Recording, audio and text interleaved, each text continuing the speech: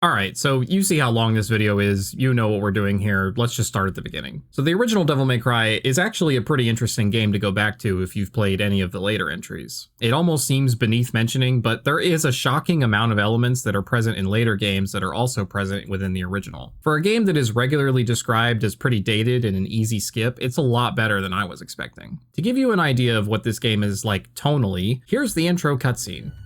Nature calls? It's in the back. So, you must be the handyman who'll take any dirty job. Am I correct? Almost. I only take special jobs, if you know what I mean. You're the man who lost a mother and a brother to evil 20 years ago. The son of the legendary Dark Knight Sparta, Mr. Dante. Well, the way I figure it, in this business a lot of your kind comes around. And if I kill each one that comes, eventually I should hit the jackpot sooner or later. In that case, you should be used to this sort of thing.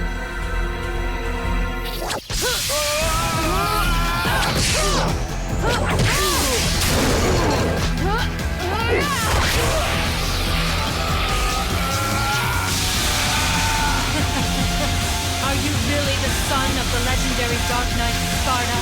Didn't your daddy teach you how to use a sword? Sword. Haha. Time to go to work, guys.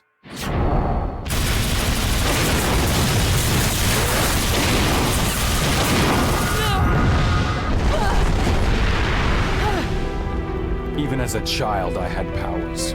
There's demonic blood in me. What strength? You were the first one to know about my vengeance. It looks like I'm getting closer.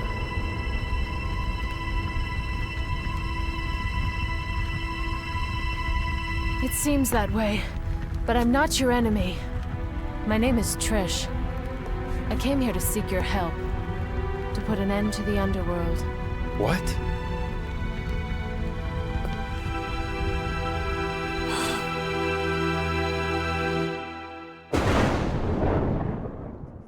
Yeah, so the game's introduction is batshit insane, and you've probably noticed the dialogue doesn't exactly sound natural. I suspect this is largely a translation problem, because there's multiple times in the game where a character will say something like this. Defeated the Phantom. Incredible power.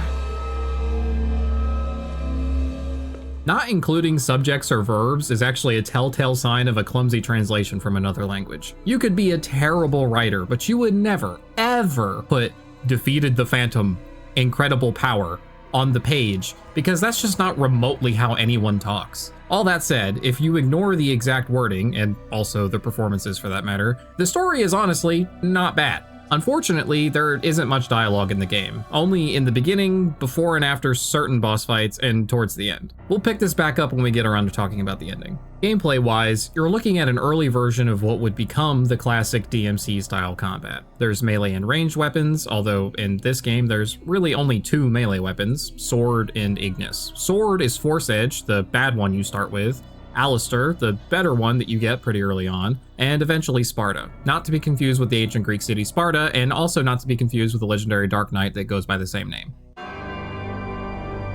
2 millenniums ago, there was a war between the human world and the other, the underworld.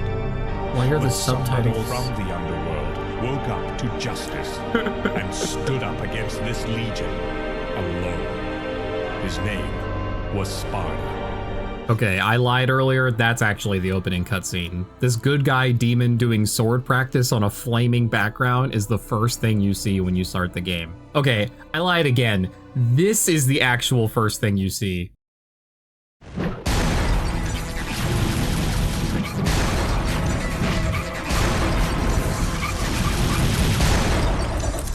Let's rock, baby. That's unironically kind of awesome.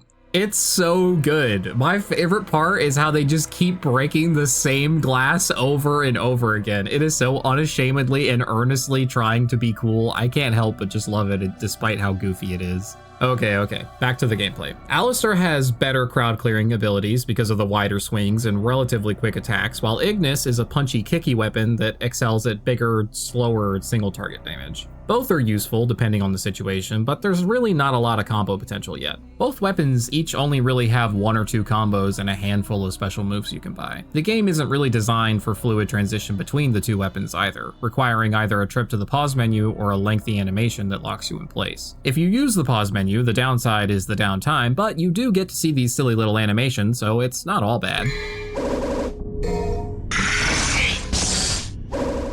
Style ranking system is present, but it functions very differently to the version that we would eventually land on. In this game, it mainly functions as a glorified combo meter. If you keep hitting enemies without stopping, the style meter goes up. You can do the same moves over and over, you can even be hit. As long as the damage keeps flowing, the style keeps going up. Keeping this high results in some extra orbs and a better ranking at the end of the chapter, but it's not terribly important either way. DMC 1 turns out to be simultaneously kinda harder and easier than you would think. On one hand, there's a ton of consumable items that can heal you, give you power-ups, even deal massive damage to everything around you. On the other, the enemies usually deal a lot of damage themselves, and the relative lack of combo options usually means that you have long periods of vulnerability in between your attack strings. So crowd management becomes the most important consideration in group fights, and stun locking the ever-living shit out of bosses with Devil Trigger becomes the meta for a lot of those fights, if you're not just spamming projectiles. Devil Trigger is a series staple temporary power-up mode that you can activate once you fill up enough of your Devil Trigger gauge. All of your attacks become much more powerful, you regenerate health, and become more resistant to stagger and damage, and with Alistair you can even fly. You can earn Devil Trigger just by dealing damage, but you get it surprisingly fast just by shooting at enemies with your pistols. So some of the boss fights can turn into a cycle of hanging back and shooting to build up Devil Trigger, then popping it and going in for big damage. That is, if you choose to fight them at all. Holy Water is relatively affordable and does absurd amounts of damage to everything around you. It's a godsend for the more annoying fights like the Griffin, but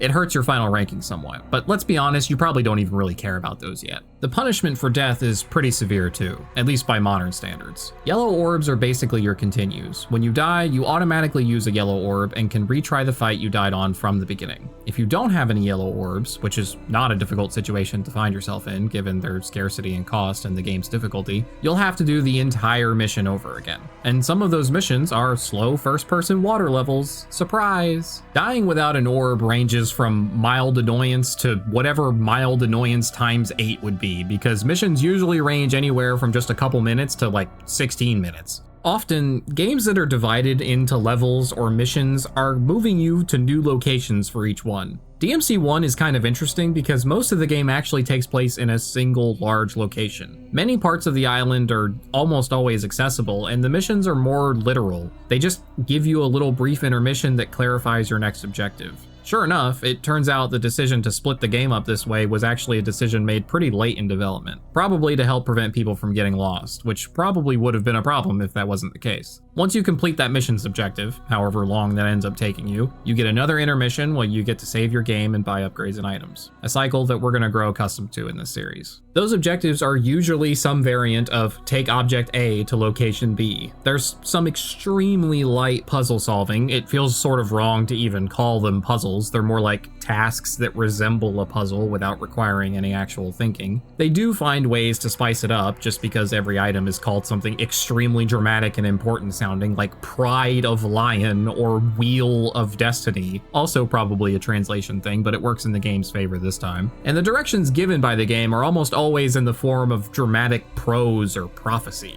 A good way to make glorified fetch quests feel a little bit more interesting. Okay, story time. Like we mentioned, the dialogue is ridiculous and often unintentionally hilarious. Trish wants Dante's help. Dante says yes, in part because he's unemployed and also because this girl who just skewered him with his own sword looks a lot like his late mother. They go to Malay Island, Dante kills a bunch of big monsters, usually multiple times each, and eventually also this really cool stone knight dude who you've been fighting that turns out to be Dante's brother Virgil. For all the faults that this game's writing has, the reveal of this guy being Dante's brother is downright subtle compared to the standard set by the rest of the game.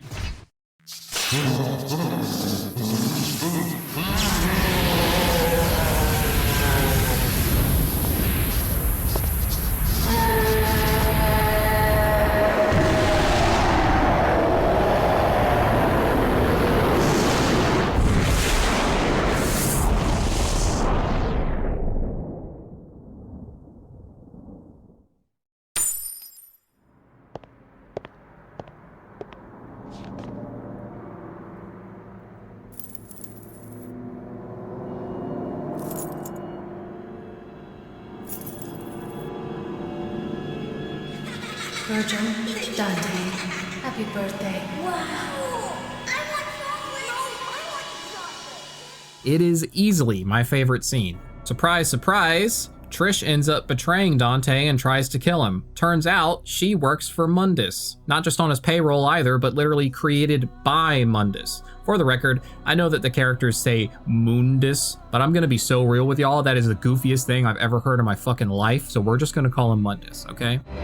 Master Mundus. If it wasn't obvious, Mundus is like the big bad demon man who wants to come to the human world. I almost didn't even write this part into the script because it was just so tropey and self-evident, but I feel like I do have to actually say that. Now you might be wondering, as I have, why does Trish bring Dante to the island in the first place then? This doesn't really seem to line up. Well, details are sparse, but my best guess is that she needs his half of the amulet to open the portal to the underworld in the first place. I mean, it literally does say it allows entry to the underworld when you get Virgil's half, so presumably it also allows exit from the underworld, which is Mundus's whole plan, ostensibly. It's never overtly spelled out, but this would help explain why Trish was so quick to try to kill him originally, and after realizing Dante was somewhat less than killable, she decides to lure him to the island and just hopes one of the various big monsters in Mundus's employ could do the job for her. When even the Giga Chad Virgil ultimately fails, the final fight with Nightmare is her last chance, so she tries to third-party Dante and kill him while he's busy.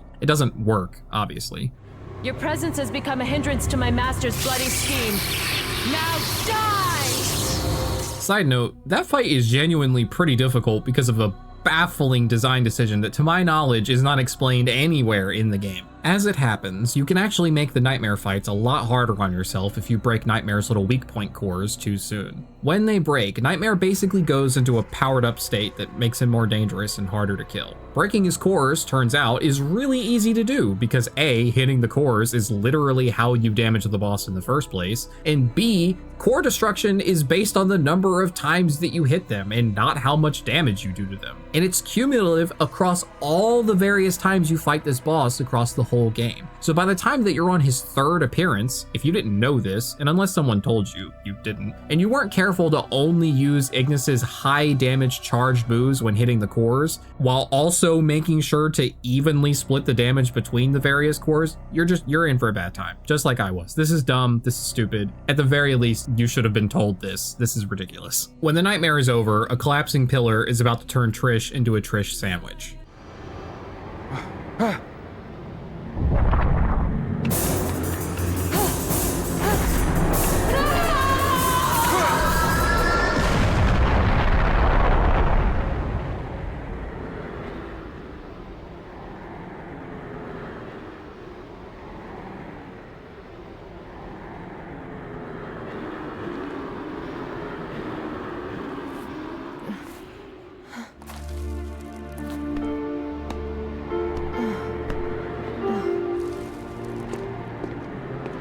Dante! Dante, why did you save my life?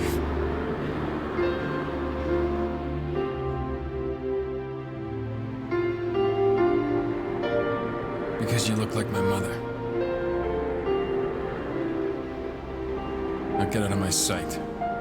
The next time we meet, it won't be like this.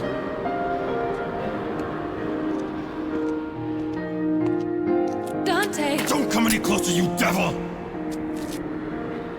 You may look like my mother, but you're nowhere close to her. You have no soul. You have the face, but you'll never have her fire!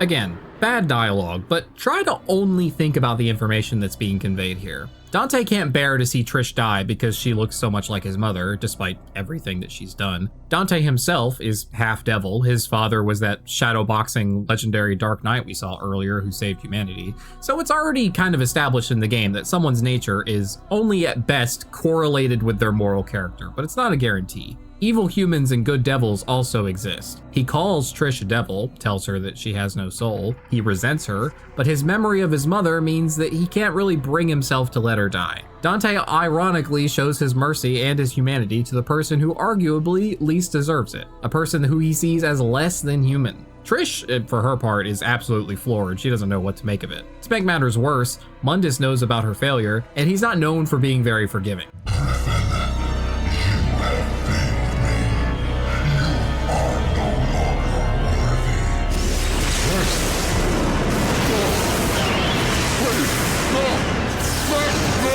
My point is, the bones are there. There's good drama here. It's not well presented, but it's there. You can see the vision. Fast forward to the encounter with Mundus. Dante gets himself into a little pickle and Trish sacrifices herself to save him. Dante is so distressed by this that he gains access to a heretofore untapped power that sees him turning into the likeness of his father, thanks to the sword. A completely out of nowhere bullet hell section and one boss fight later, Mundus is defeated and we get the infamous scene.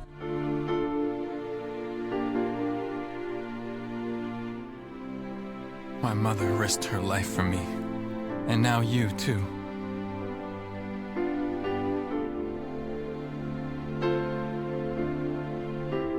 I should have saved you.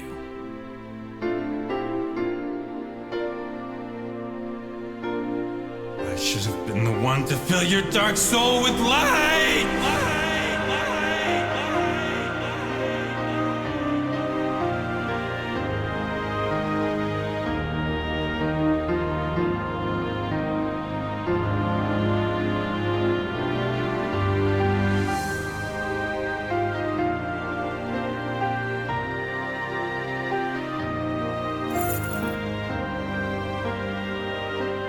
This was my mother's. Now I'm giving it to you.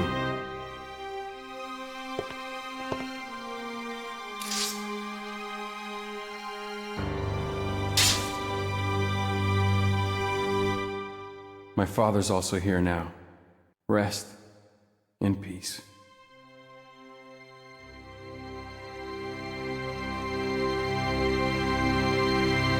I hope that so far I've been able to demonstrate that this scene is not as stupid as it sounds. Dante feels regret for Trish's death. He realizes that he should have shown her more compassion. He was clearly wrong about her. She saved his life just like his mother did. She really did have her fire. She could have been saved. Instead, he pushed her away, and now she's dead. He could have been the one to fill her dark soul with light. It's a little overly poetic given the context, but it does point to something that is 100% supported by the text so far. Dante gives Trish something that belonged to his mother and something that belonged to his father. He thinks he's laying her to rest, and he chooses to give her probably the two things most precious to him. There's good drama here. It's not well presented, like we said, but it's there. You can see the vision. The entire island is going to explode now. Don't ask why or think about it too hard. One Metroid escape sequence later, you fall into the sewers with no way out. Mundus turns out to be a little less than dead, and Trish comes to save the day after Dante hears his mother's voice in his head. Through the power of devil tears, or just Dante misreading the situation, Trish is actually still alive, and so she comes to give us a hand when we get this absolute gem of a line.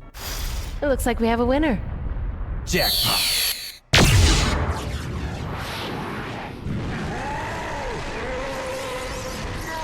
This game is like so insane. What the fuck?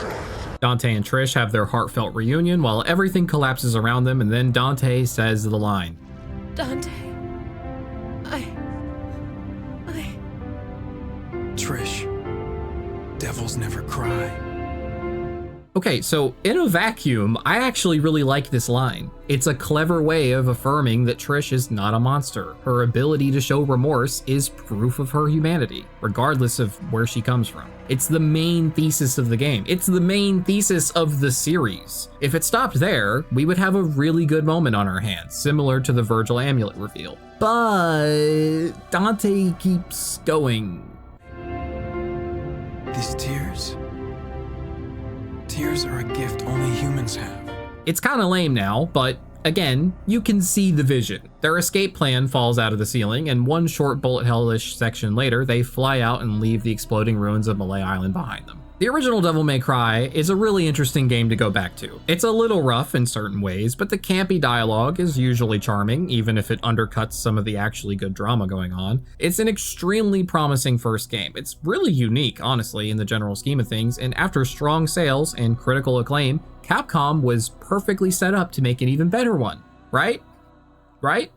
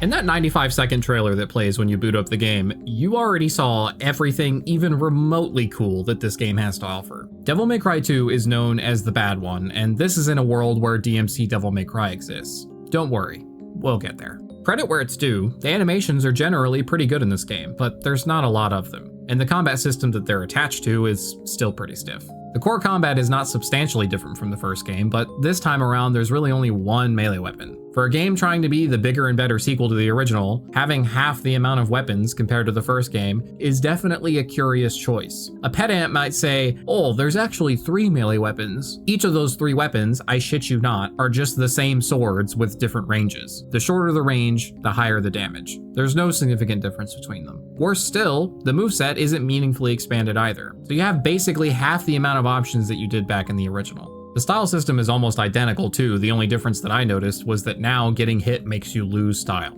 Cool. There's a few new tricks, like being able to wall run, but after seeing the neat animation a couple times and realizing that there's actually no reason to ever do it, you're only ever gonna do it by accident since the input is the same as the roll, which is new and also one of the fastest ways to get around. So fast, in fact, that I managed to accidentally skip the item that makes you able to run faster while in Devil Trigger. Normally, you would need it to give you a speed boost to make it before this gate closes, but because I was able to get through the gate fast enough by just rolling over and over again, I ended up skipping that upgrade completely unintentionally. This is pretty illustrative of a more general lack of care within the game. Levels don't ever feel authored or intentionally designed. There's no impression of thought given to flow or camera angles or directing the player.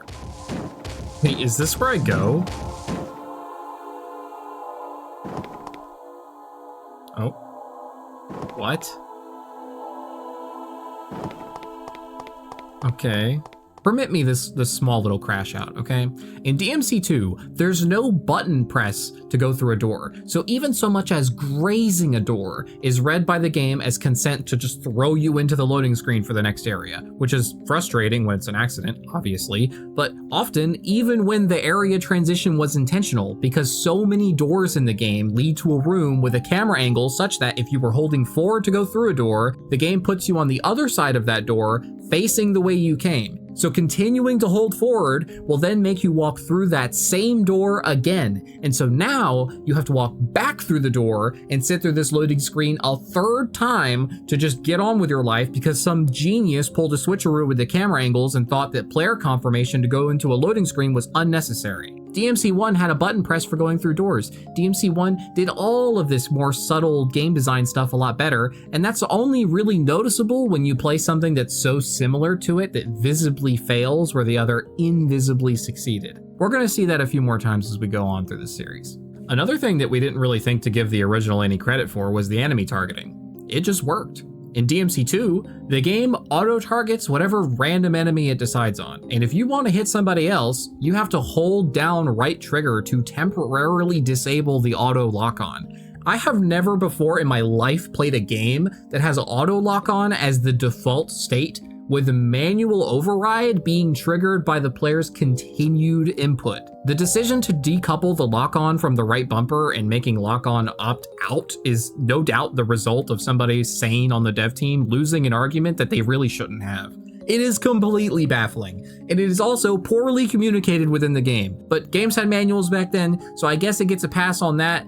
I don't know. DMC1 just works how you would expect. If you chose to lock on, you would do so. If not, you would attack in the direction you were facing or moving. Wow, what a concept. The shadow that looms over DMC2's combat the most, though, is the changes made to the relative power of the guns. In the first game, they were a good option for building Devil Trigger, but they were weak enough that unless you just wanted to be fighting all day, you were usually better off getting into melee range and getting some hits in. Not really the case in 2. You want to shoot everything as much as you can without falling asleep because it's significantly safer and their damage per second is really competitive with your sword and doubly so when you're in Devil Trigger. It turns your pistols into rapid fire finger guns now, so their damage output is so ridiculous that they reliably overshadow all other options. It also doesn't help that your Devil Trigger lasts an extremely long time while doing this. In the original game, you might shoot until you got enough Devil Trigger to go all in with your melee weapon. In DMC2, shooting is the primary strategy. It is your first option, and it is often your best option. You're only ever going to use melee if you get tired of mashing the X button, which will probably happen eventually. We all crack at different times. One of those tests of will is the infested helicopter fight in Dante's campaign.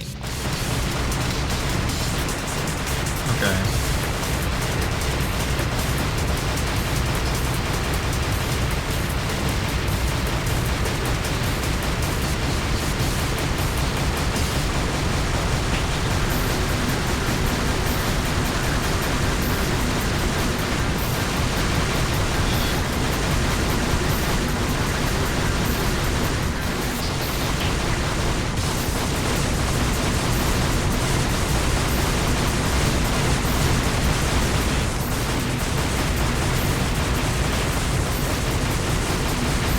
What is this? It's like this for 4 minutes. Since your aerial attacks are so hilariously weak, in this instance, you really do just have to stand there and mash the X button for about 4 minutes. But in practice, it ends up feeling more like 240 seconds, let's be real.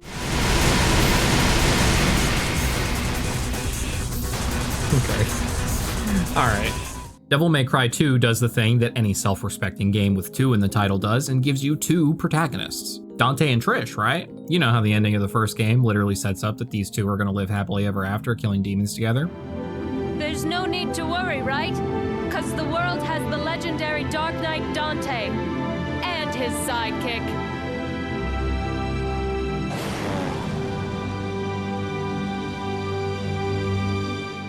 Nope.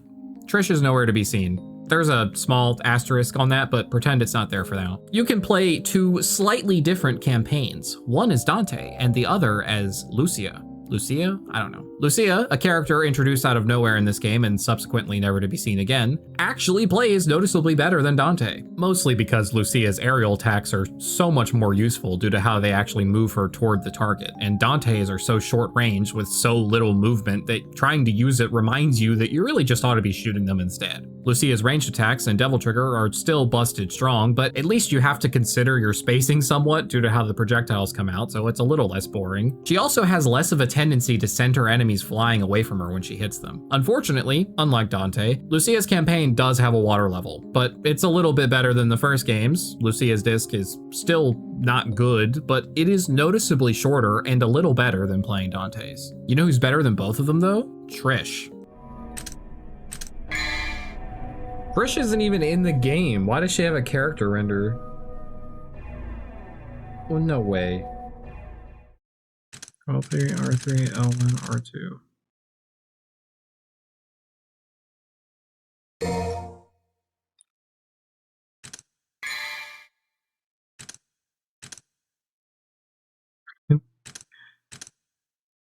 Trish. Okay. That's right, Chekhov's asterisk has gone off, and so has Trish. While not being an official part of the story, Trish is an unlockable secret character that has a very similar moveset to Dante from the first game. She gets to use Sparta, and if you're so inclined, she can also throw it at enemies to beat the shit out of them with her bare hands while the Sparta blender is juicing away at anything you look at funny. If you don't want to juggle throwing the sword back out over and over, you can just stick it in the ground and start the beatdown until you want to recall the sword back to you. The fact that she uses a faster recreation of the moveset from DMC1 makes Trish the most versatile character in the game, and it's not even close. If for whatever reason you find yourself convinced that you actually have to play this game, look up the cheat code to unlock Trish and just play Lucia's campaign with Trish instead, because it's a little bit shorter than Dante's and it doesn't miss out on a few scenes that help this fragmentary simulacrum of a story actually feel somewhat complete. So yeah, how about that story? The game opens with Lucia killing a couple enemies in some kind of museum before Dante busts through the ceiling and steals all of her kills. This is their first conversation. You called?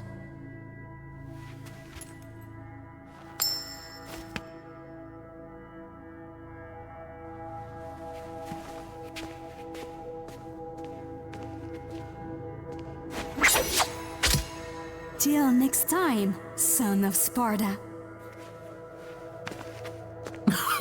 Wait! Oh, wait, that's it? Are we missing some lines?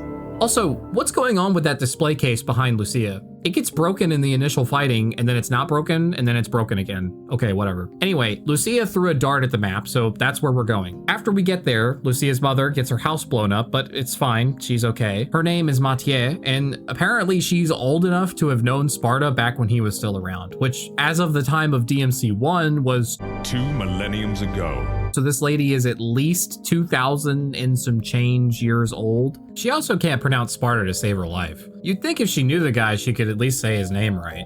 Son of Sparta, we must ask this favor of you. You see, there's a man who's transformed our land into a demon's paradise. His name is Arius. And although he is the president of an international public corporation, he uses the demon power. Please, deal with Arius and his master for us. Looks like it's your lucky day. Wonderful! I am very pleased. It leads to a harbor. If you are successful, I will tell you a story about your father, son of Sparta. Hey, why did the subtitle font randomly change during that scene? Anyway, if you play Dante's campaign, the scene ends there. As Lucia, there's a continuation that basically just mentions that there are these things called arcanas and that you should be collecting them. So supposedly, the next arcana is in the ruin. If you're Dante, he just gets told to go kill Arius, so it makes sense that he goes to the city. But it doesn't make any sense that he would then find his way to the ruin later, since he was already gone when that part of the conversation happened. If you're playing Lucia, the last that you hear about it, you're going to a ruin, and the game just strings you along into the harbor, and then after beating a boss, you just literally fall into the city in the next scene, with zero explanation as to how this is furthering your Arcana collection agenda when you were explicitly told that it's in a ruin. Both Dante and Lucia separately climb to the top of this building to just barely see Arius, the villain, before he fucks off again in his helicopter. In the Dante version of reality, this happens.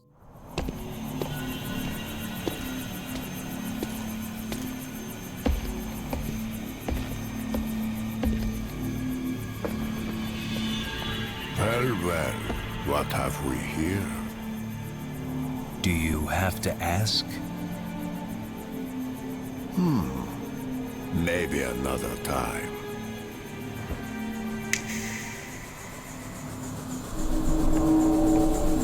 This is a theme in DMC2. Dante doesn't like to talk. Son of Sparta, Hey, he said it right. you must repent your sins. Don't speak. Just die.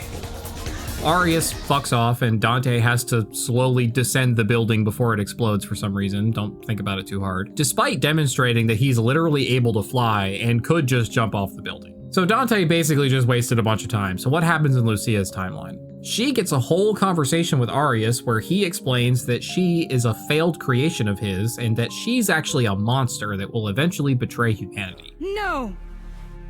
I don't believe you. Look. You have the mark on your shoulder. Proof that you're a mannequin. Kai. That is your real name. He casts some weird spell, and after fighting what I can only assume is some kind of weird internal mental battle with the moth monster, she wakes up, I shit you not, in the exact ruin that the arcana she needs is in. Both versions of this scene can't really be true, but neither make much sense, so pick your poison, I guess. Right after Lucia gets her hands on the final arcana, her and Dante just so happen to reunite at that exact moment. Did you find what you were looking for? Yes. Now we can stop Arius's ambition. Whatever.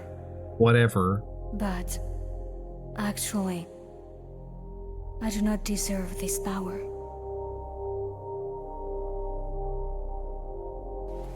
Bring this to Mathieu for me. Please. I've got something that I need to take care of.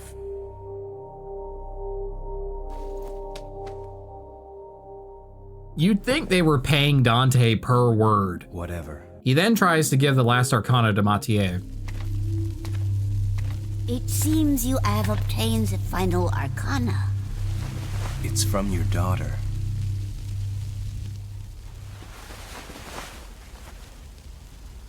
What are you doing, Granny?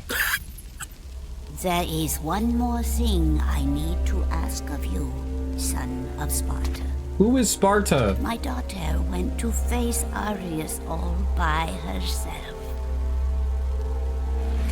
Please, take these and save Lucia. If it's heads.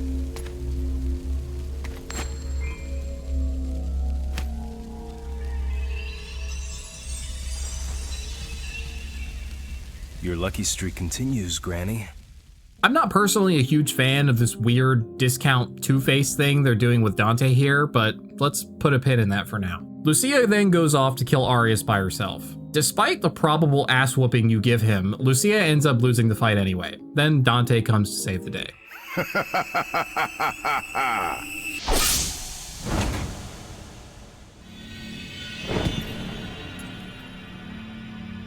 That's just a piece of crap. Oh, Arcana.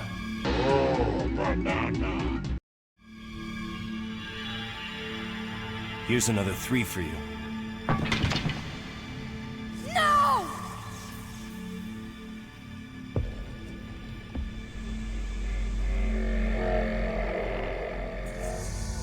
Crap like that doesn't interest me.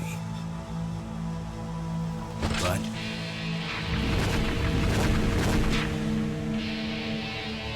your swan song will. The Arius boss fight is not good. No boss in this game really is, but it's pretty funny how Arius just teleports around the room to sit on various desks, drink in one hand and revolver in the other. Unironically, it's kinda cool. After Dante has his turn whooping Arius's ass, Arius tries to kill Lucia.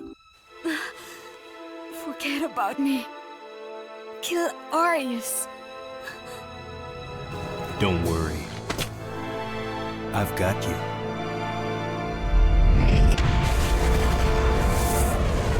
Aw.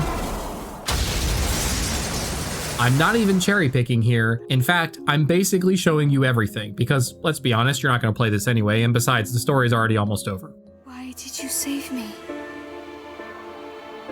I was created by him. Every hero has a weakness. But the ritual was activated because of me. There's still time. We have until the sun is completely eclipsed.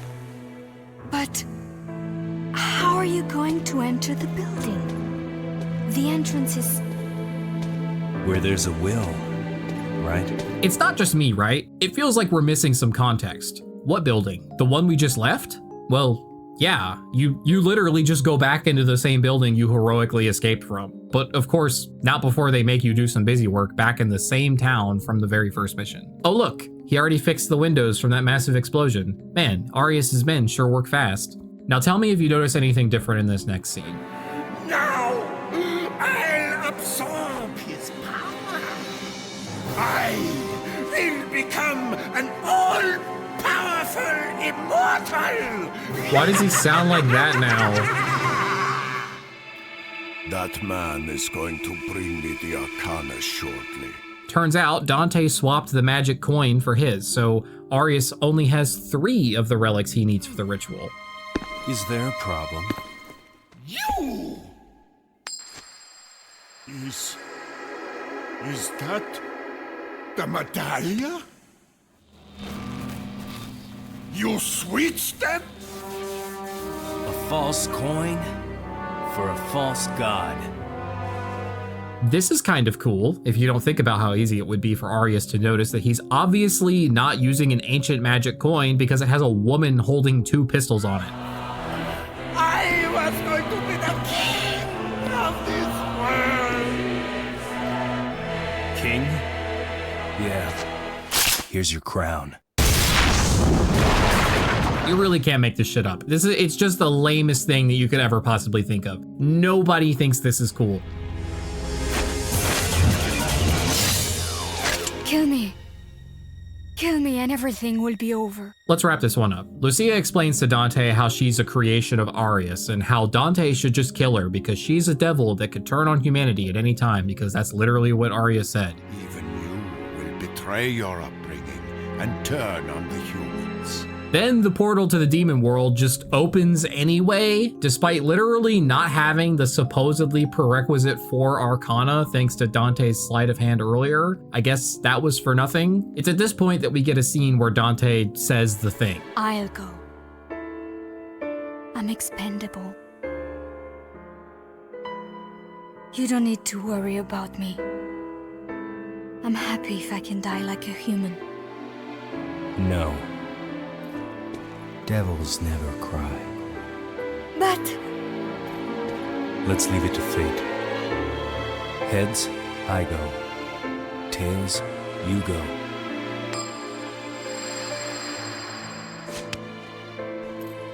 See you around.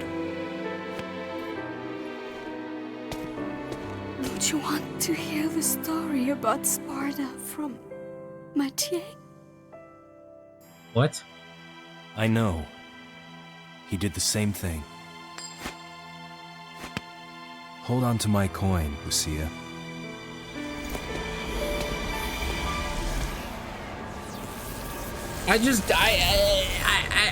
Like, you can't make me care at this point. It's mission 18. Like, why are we only now, like, showing any kind of, like, characterization or emotion or anything? You can't just start now. It's too late. It's genuinely just too late. If you're clever, you may have noticed the similarities between this scene and the one from the first game where Dante says the same thing. Lucia is just a more poorly written Trish, always has been. She's a capable fighter lady who employs Dante and turns out to be the creation of the bad guy. The only difference is that she doesn't betray him, which only really makes her less interesting, honestly. After Lucia's boss fight, she discovers that Dante's coin isn't even fair. Both sides are heads. This somewhat redeems Dante in my eyes. Right up until the very last moment of likely your second playthrough, you're thinking that Dante is just being an aloof asshole when he puts helping these people up to chance. When it turns out that it never was chance, it softens the blow of his otherwise extremely unlikable personality as it is portrayed in this game. A silver lining, I guess. Whatever. DMC 1 was a good idea, poorly written. DMC 2 is just poorly written. I hope I've made the distinction pretty clear. They're both old games with questionable writing and performances, but they're worlds apart in quality. DMC 2 is a terrible game. It is boring, it is repetitive, it is unoriginal, and it is deeply unsatisfying. Did I mention that it has crossover costumes for the real-life denim brand Diesel? Capcom probably had to pay them damages just for being associated with this mess. It was so bad that the original director for this game is completely unknown. Presumably, they didn't want to take credit for this disaster. You might be wondering, hey, what about Kamiya, the guy that directed the first game? Was he not available? He was! Capcom just decided that if it ain't broke, they should definitely try to fix it and ended up making things a million times worse. Name a more iconic duo than corporate meddling and shitty video games. With only 6 months left in development and the project completely floundering, Hideaki Itsuno replaced the previous no-name director with a goal of turning the game around. They managed to release a video game, so by that metric it was a success, but obviously this was not an outcome anybody was happy with, least of all Itsuno. He wanted a do-over and he ended up getting it. He convinced the higher-ups at Capcom to let him direct Devil May Cry 3 from start to finish, and so in a strange twist of fate, something good came from the absolute garbage fire that was Devil May Cry 2. You a customer too? Well, if you want to use the bathroom, help yourself. The toilet's in the back. Is your name Dante, son of Sparta? Where did you hear that? From your brother.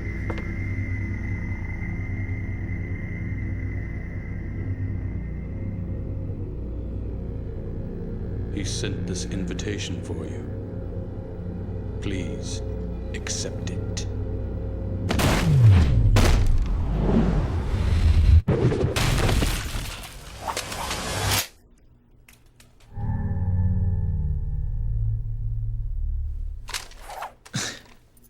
Invitation, huh?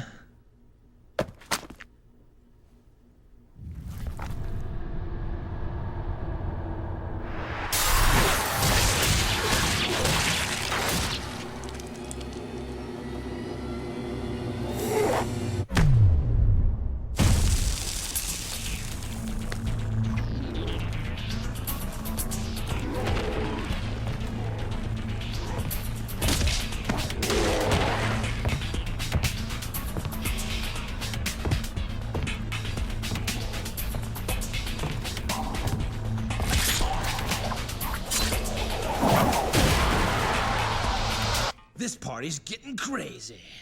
Let's rock.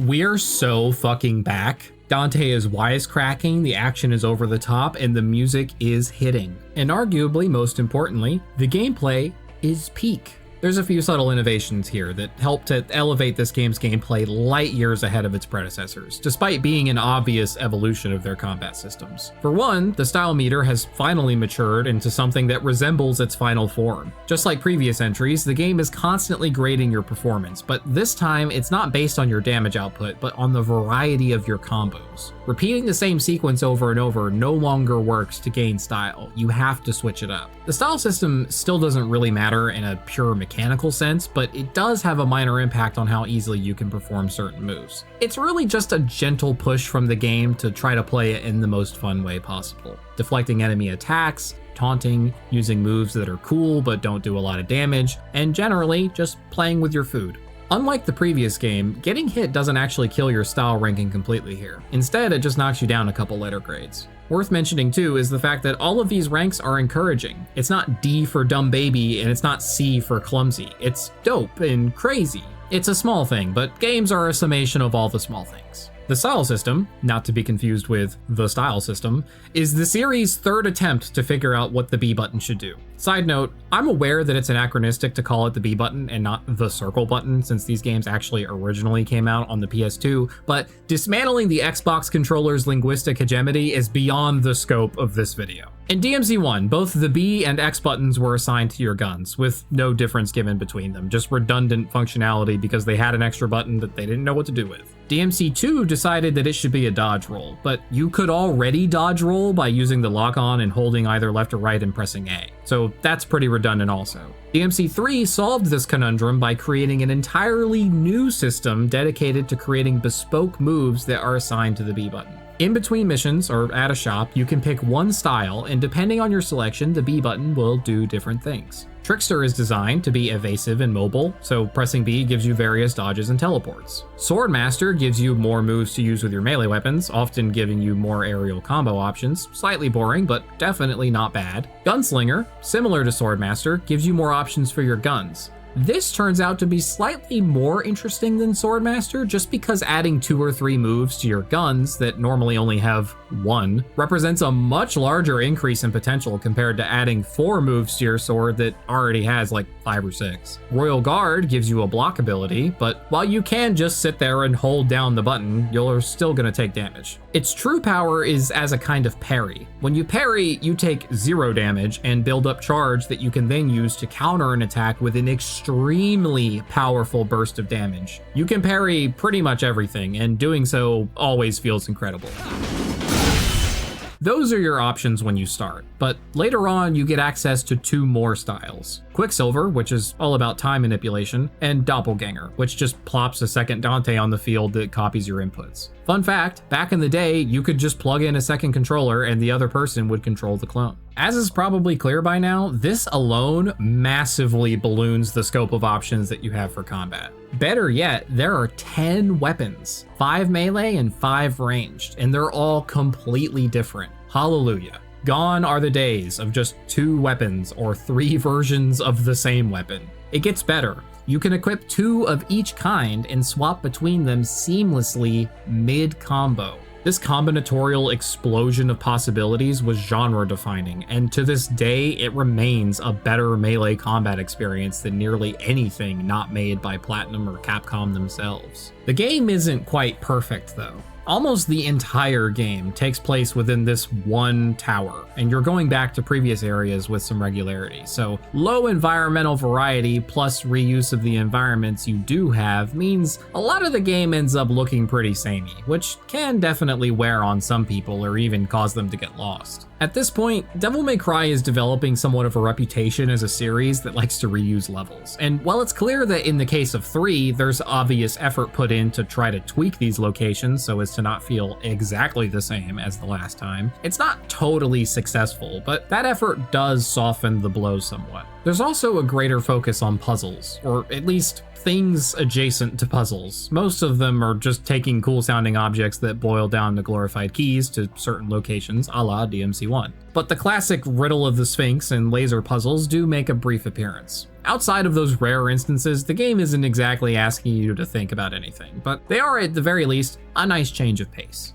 My one criticism of the gameplay itself has nothing to do with Dante himself. It's actually just some of the enemy designs. Aerial combos are better supported in this game than they've ever been, but outside of some advanced jump cancel tech that mere mortals can't do reliably, you're mostly limited to the Swordmaster style if you want to deal with these flying assholes in a timely manner. Enemy design is a perilous tightrope to walk as a game designer. You want your enemies to test different skills from the player. You want it to matter which enemy that they're fighting. If the player's approach to everything is the same, cough cough DMC2, that's boring. Enemies should demand different approaches from the player, but what these enemies demand from you is something that you probably don't have or literally can't do.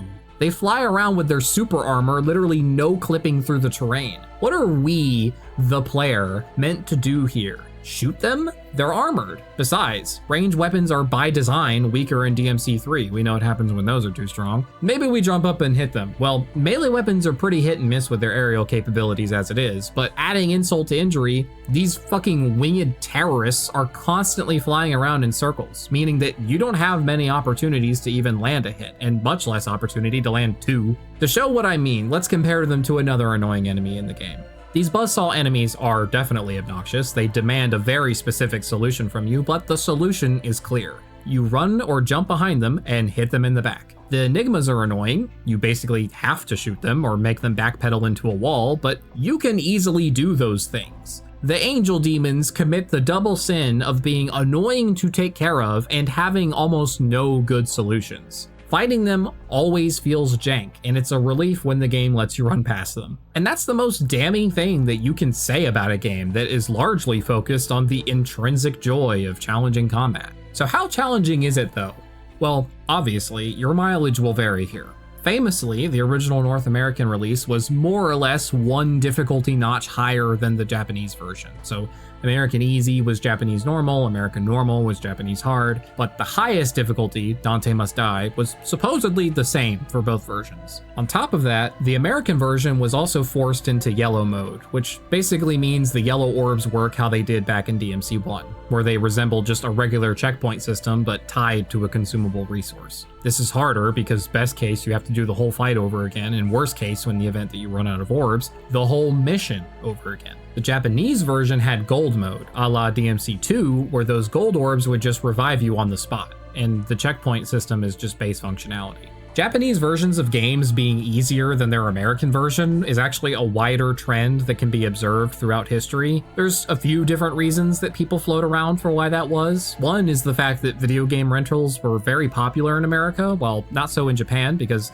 ever since 1984, there's legal protections that give publishers the exclusive right to determine if a game can be rented out or not. It turns out, given the choice, they tend not to allow it. They'd rather you buy it, but over in Eagle Country, rentals were a big deal that could potentially affect your sales, so the story goes they made games harder so you couldn't beat them in a single rental, making you more likely to just buy the game instead. I couldn't find any interviews saying that this was definitely the thought process for DMC3 specifically, but it's also worth considering that even at the time, people clowned on DMC2 for being extremely easy. Lesson learned. At least all that doesn't really apply to the HD collection, where the difficulty was brought back in line with the OG Japanese version. Since this is the last game in the HD collection, it's worth noting that these versions of the games are actually the ugliest. This is almost always true of remasters, they always suck. There's a great White Light video talking about that. Taking a game and wildly increasing the resolution without touching geometry or textures will always look weird, but it's worse than that because the HD collection is actually a downgrade when it comes to certain textures that relied on transparencies. This is most noticeable with hair. Is it a huge deal? Not really, but the hair thing specifically bothers me because it's not just weird looking because we upscaled it, it's just broken. While I'm here complaining about the HD collection, the PC version doesn't just not support 21:9 resolutions, it's actively hostile to them. The sensible and very normal thing to do is to put black bars on either side of a 16:9 image. For reasons that are known only to God and the fucker that programmed it, the HD collections will always stretch the image out to whatever your desktop resolution is set to. I have to go to the NVIDIA control panel every single time I want to play this game and set my desktop resolution to a 16:9 aspect ratio. This port isn't just the bare minimum, it's less than that. All of that said, if emulating or getting original hardware is out of the question for you, don't feel like you can't enjoy the HD collection. It's fine. It's the most convenient version. It's just also the worst version.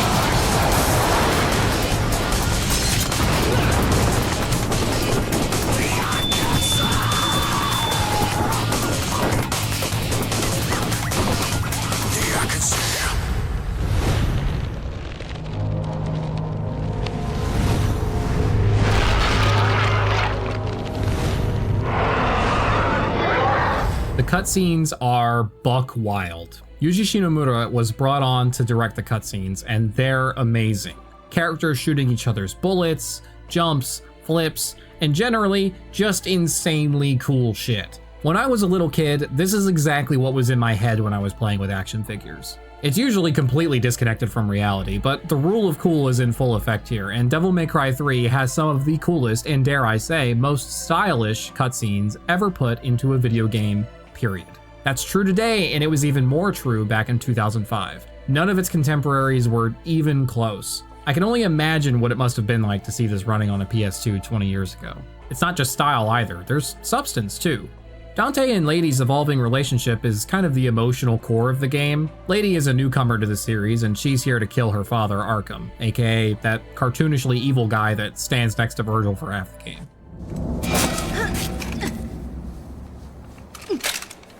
Well, this is my kind of rain. No wonder the sky looks so funny today. Let me go! Let you go? But it would be a waste if you ended up as just a pretty stain.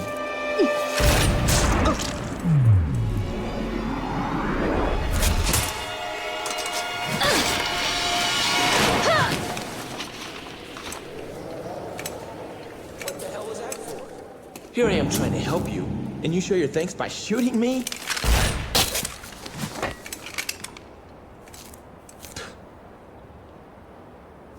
Whatever. Do as you please. While she's demonstrably a badass in her own right and regularly kills hordes of demons by herself, she's slightly out of her depth when it comes to Dante and Virgil. A fact that is evident both to Dante and to the player when they do her very easy boss fight. A nice collision between narrative and gameplay. So this is the next stage. Wait! If you're asking for a date, forget it. Because I make it a point not to go out with women who shoot me in the head. Date a demon? I'm not that desperate. Besides, I really don't care for guys who stink like blood. This game is a prequel to the original. Dante is younger, more brash, and a lot more enthusiastic about his work. But he isn't a bad guy. Lady immediately clocks Dante as a demon and repeatedly tries to kill him. Well, that was quick.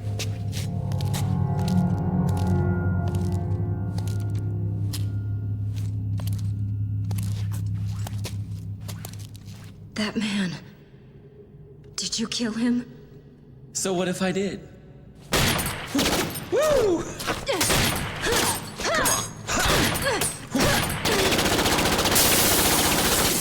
Ooh, I love a fast woman. Shut up!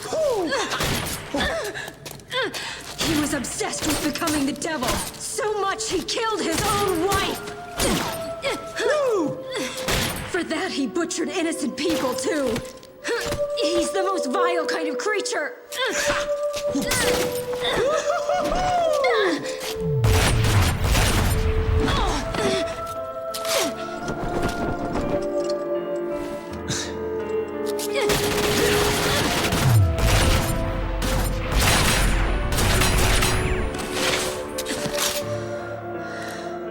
To top it off, that filthy scum is my father. Well, we have something in common. I have a dysfunctional family too. And what would you know about family? You're a demon. This is my father. My family. This was all supposed to end by my hand.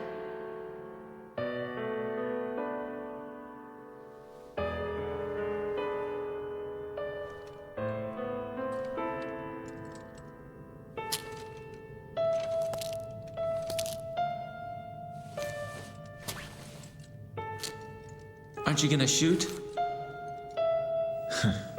Well, that's a switch.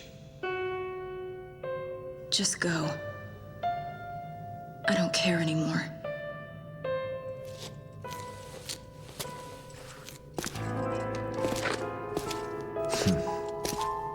Family, huh? The cat has claws, but she can't quite break the skin. Dante is quite literally built different. He just lets her lash out. He doesn't really want to hurt her. He understands the power imbalance and how fucked up it would be to squish her like a bug.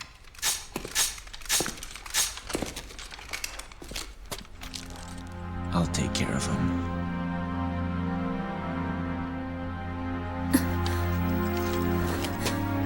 Why do you care so much?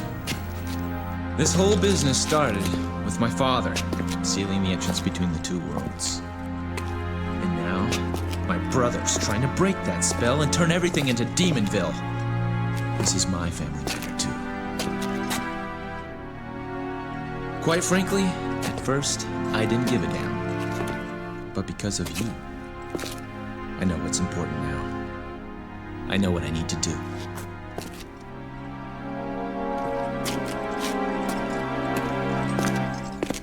Wait. Trust me, I'll make things right for you. That's what my soul is telling me to do. Use this. How much is it gonna cost me? You can give me your name. Dante.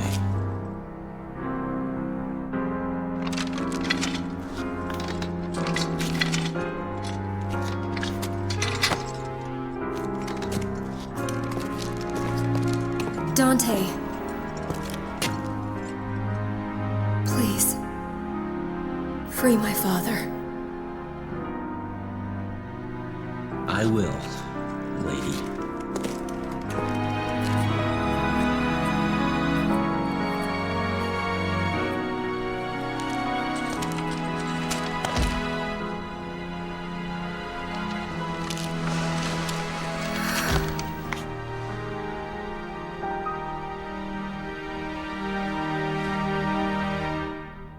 This humanity is the primary difference between Dante and his brother. Virgil is easily my favorite character in the series, and this is the first game where he really gets to shine. As a story, DMC3 is somewhat complicated. Virgil is absolutely the antagonist, but he isn't really the villain.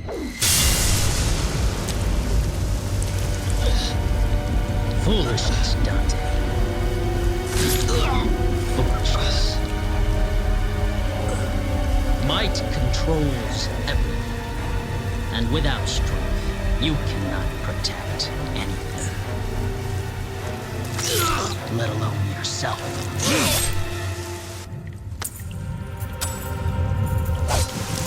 Virgil wants power for its own sake. His entire worldview is centered around power and strength. He lives in the shadow of their legendary father, taking the wrong lesson. It's said that since the two brothers were half human, half demon, Virgil kind of represents an embrace of the demonic side of their heritage, while Dante represents the more human half. Virgil is driven, obsessed with power, and while definitely not what you would call a good person, it's probably better to describe him as amoral. To him, there is no right and wrong. There is only the strong and the weak, and he would like to be the former. He doesn't really take pleasure in evil for its own sake like Arkham. In fact, he gives the impression that he finds such sadistic behavior kind of frivolous and ultimately a liability. Virgil is, at once, a very interesting and very boring character. He is the equal and opposite to Dante. Dante is loud and is constantly yapping. Virgil is calm and a man of few words. Dante relishes in the joy of combat. Virgil sees it as a means to an end.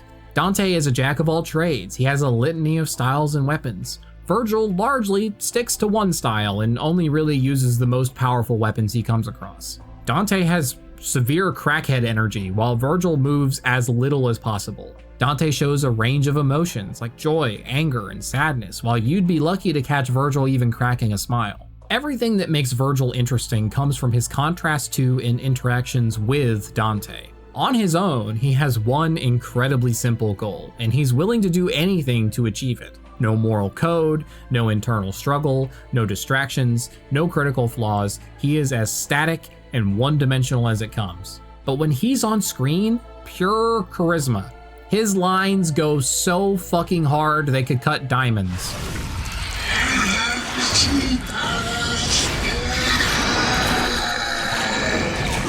Not very classy for someone's dying words. The plot itself is pretty simple. There's only 4 characters, and they're all here for different reasons. Virgil is the one who started all this mess. He wants to open a portal to the demon world to get a hold of some of Sparta's power that was trapped there. The giant tower is step 1 of that plan. You saw it too, didn't you? That huge tower jutting out of the ground. That thick shaft that causes women to shudder. is actually a tunnel, linking the demonic domain to the human world. And of course, your brother Virgil is the one who controls it by using your mommy's amulet. Arkham wants that power too, but he's a lot more evil about it, even killing his innocent wife in service to this end. Lady is Arkham's daughter, and she's trying to kill Arkham for what he did to her mother. I shall become a god. No one here can stop me.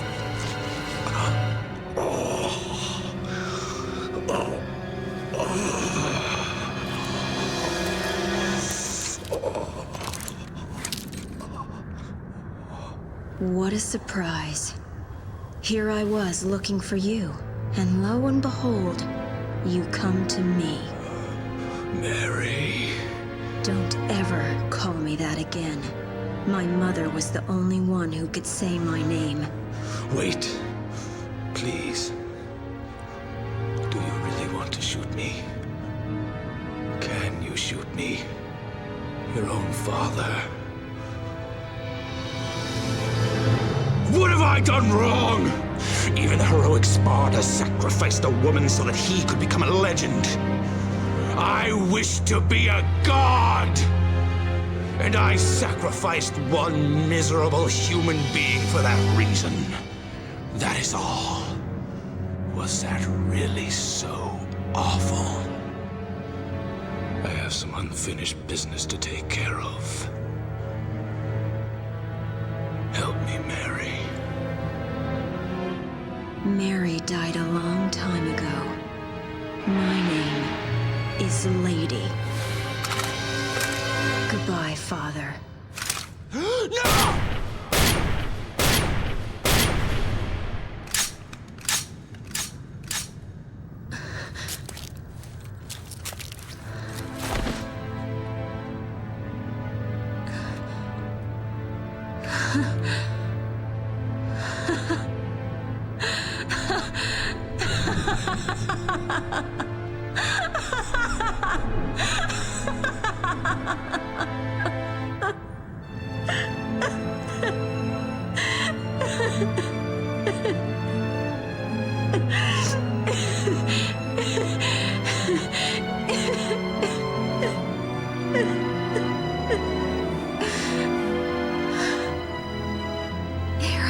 Wasn't gonna cry.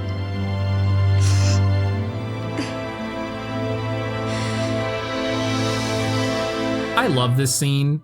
The laughter into crying, the music changing, it's great. It's a fucking PS2 game, by the way. 10 out of 10, no notes. Dante, for his part, is just bored, and after Arkham and his goons trash his place, he's just going to where the fight's at. But he develops a new motivation midway through his conversations with Lady. Dante is ironically the one person that can show the cracks in Virgil's shell. Their dynamic is really convincing as a scaled up, demonic version of typical brotherly infighting, and it's central to the game's ending. Fittingly, Virgil decides that he would rather stay in the demon world. The cutthroat, killer-be-killed nature of the place is no doubt much more up his alley. Dante, of course, is more at home in the human world, the land of music, women, and pizza. It's yet another point of contrast between the two brothers. With Arkham defeated and Virgil trapped in hell, Dante runs into Lady, and this happens. What an ordeal. You're still here. I need that back. No late charges, I hope? I'll think about it.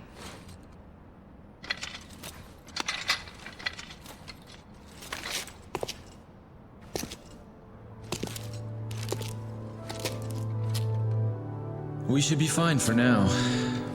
But I'm sure they'll be back soon. Very soon.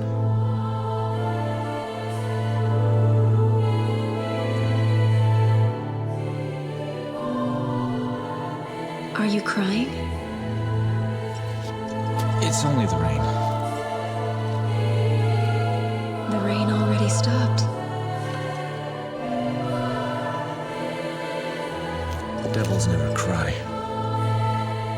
I see. Maybe somewhere out there, even a devil may cry when he loses a loved one. Don't you think? Maybe. I really like this moment. It's a clever inversion of the similar name drop scene from the first game. Instead of Dante reaffirming the humanity of his demonic companion, this time Dante himself is the one whose humanity is being affirmed. Lady has spent the whole game skeptical of Dante, slowly trusting him more and more. He's of course not willing to admit it, but losing Virgil, possibly forever, brings him to tears. This being a prequel, Lady is now the one who retroactively imparts this lesson to Dante. There are evil people, and there are good demons. Your family, your nature, whatever biological facts happen to be true about you, they have no bearing on your moral character. This is so far pretty handily the core theme of the series, and it's a deeper and clearer message than most games can manage at all, and it's one that remains relevant today. Especially today. DMC3 is a goddamn miracle. It is a gaming achievement snatched from the jaws of DMC2's embarrassing defeat. I could sit here and point out everything I like about this game, but you should just play it. Unlike the previous game, its gameplay is deep, its story is touching, its music is unforgettable, its characters are memorable, and it's all about having a good time while looking good doing it. It defined a genre, it saved the series, it sold over 1 million copies. Now it's time to make another one for next generation hardware. What could go wrong? I've already done this bit before, but I'm gonna do it again because it just keeps happening. I don't know why this series is fucked up. Oh, speaking of a kind devil, he finally decided on a name for his shop. It took him quite a while to pick one. Wanna know the name? Devil May Cry.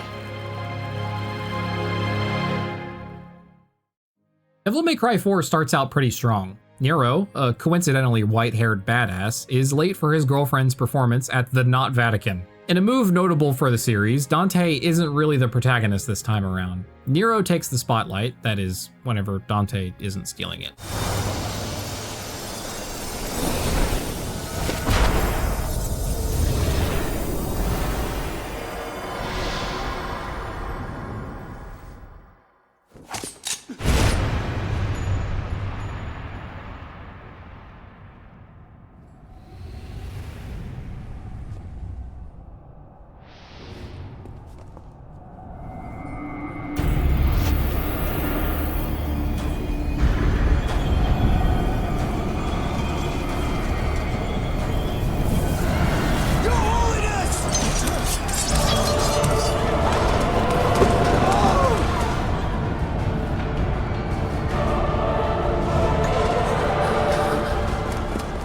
That's weird, right? Dante is framed in the introduction as like a horror movie villain. He busts in, shoots the Pope in the head, turns around with blood all over his face, says nothing. No jokes, no quips, not a peep. He goes to work, killing a bunch of guards, and Nero's girlfriend, Kyrie, falls over. Dante just stands over her like a fucking psychopath before Nero kicks him in the face.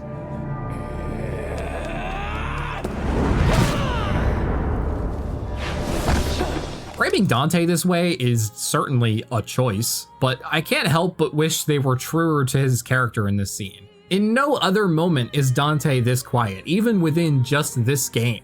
If he was allowed to be himself, it might have actually sold the serial killer bit even better. Imagine you're attending mass, and some lunatic busts through the ceiling, yells, "This party's getting crazy."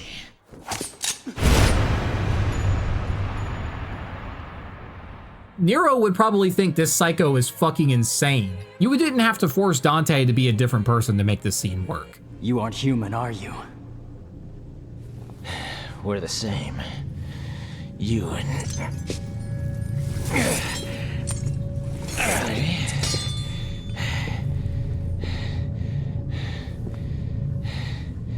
and them. Turns out all those guards were actually demons, so Dante is not a serial killer after all. Bullet dodge there, I guess. It's kind of hard to say that the gameplay is a strict improvement over DMC3.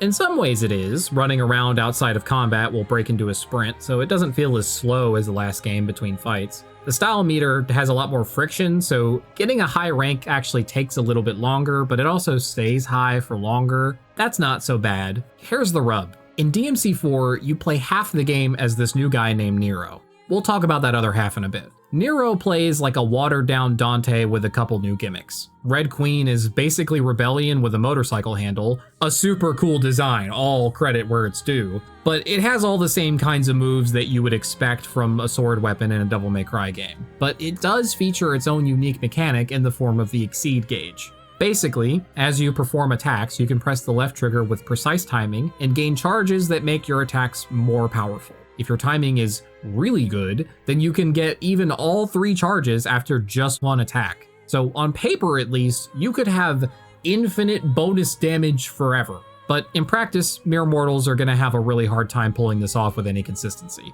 Ironically, the difficulty of this mechanic is the glue that holds Nero's gameplay together, because he only has this one weapon, so you're going to be finding yourself repeating combos a lot. Nero's kind of a one-trick pony. He hits guys with the sword, and if your timing is good, there might be some fire on the sword when you hit them.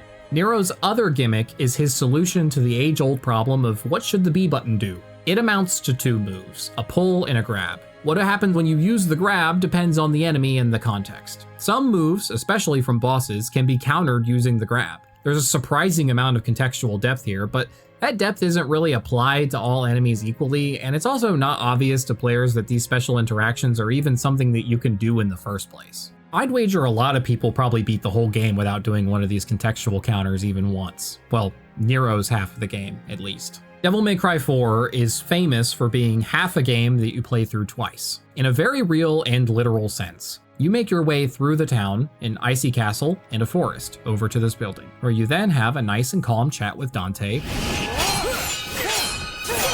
before fighting the Pope and getting slurped into the giant statue super weapon. Hey kid, you giving up so soon? My options are limited. So melodramatic. Besides, if you die without giving my sword back, I'm gonna be pissed. Then come and get it.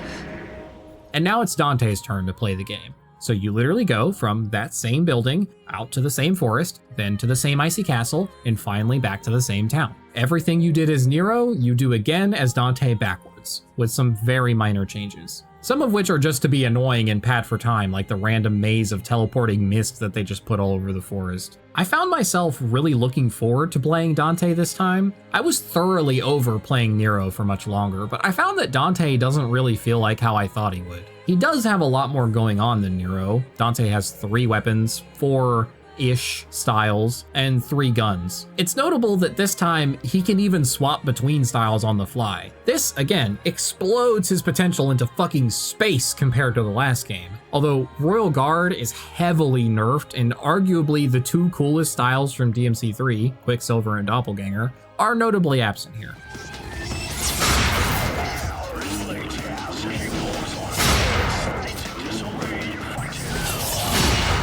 Oh my god, we fucking did it. We're legends! We are legends. The greatest to ever touch the game. Holy fuck. I thought that was never gonna happen. Dante plays like he's from a different game completely, because he kinda is. It's clear that the enemies were designed with Nero's arm in mind, but Dante doesn't have the arm or anything that directly replaces it, so some enemies are just a lot more annoying to deal with despite Dante having way more options, just because he doesn't have the option that the enemies were designed around you having. He has just 3 weapons, and while yes, that's up from the 2 he could have at once in DMC3, in that game, you could pick 2 of the 5 weapons you liked the most. In DMC4, you only get Rebellion, Discount Beowulf, and the incredibly weird Lucifer. For guns, you get the pistols, the shotgun, and the incredibly weird Pandora. So even though you have 3 guns and 3 melee weapons, most people are still probably just using 2 guns and 2 melee weapons. Playing Dante, ironically, made me miss playing Nero. He's a stranger to this game. He feels like a well-made mod. Dante gets the cooler cutscenes, but Nero's combat just works better for this game. There's this panel where Dante's voice actor, Ruben Langdon, basically says that Dante was an afterthought to appease fans at the last minute. You can tell. But what I can say, what I know from having the communications with those guys, was that to appease the Dante fans, they wanted to squeeze Dante in there somewhere and give them playability as Dante. So they sort of, what do you call it? Forced, even though with gameplay and story, when you force something, it's like why it doesn't, at the end of the day, it doesn't really work, but they kind of, in their minds, they had to do it to appease the fans. So they forced Dante into the game. It really was a Nero game. While we're mentioning the cutscenes, this game is chock full of them. The cutscene to gameplay ratio is hella skewed towards watching these characters stand around and look at things. I found myself constantly feeling interrupted by boring cutscenes that are not even remotely as cool or stylish as what we got in DMC3. Playing that game right before this one really opened my eyes, because I used to think that 4 was half of a better game, stretched out to full size. Now I'm not so sure. The quality of the gameplay is honestly probably about the same if you're playing Nero, but the level design and the storytelling and choreography of the cutscenes in the last game was just so much better than what we got here. It's in a completely different universe. DMC3 hides the number of the mission you're on in every mission's opening cutscene. That's just a production flex. That says to me that they knew exactly what they were doing at every stage. Maybe that's not true, but that's the feeling that they give when they do something like that. DMC4's development has no such confidence on display. The levels are more varied this time, given that they're not all just taking place in one mansion or one tower, but any points given for variety have to be immediately taken away because this game literally makes you do all of it twice.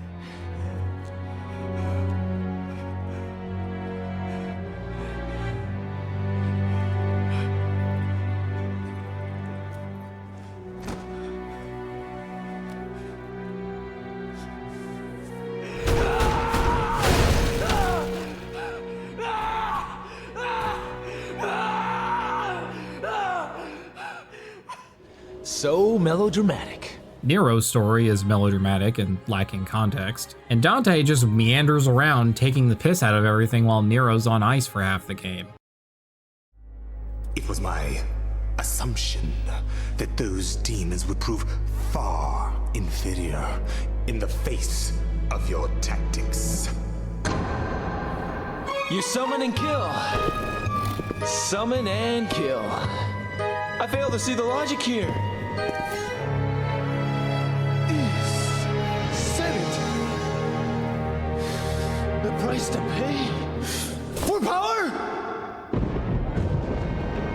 Humans. They are but stubborn and foolish. It takes a journey to hell for them to accept and praise their god.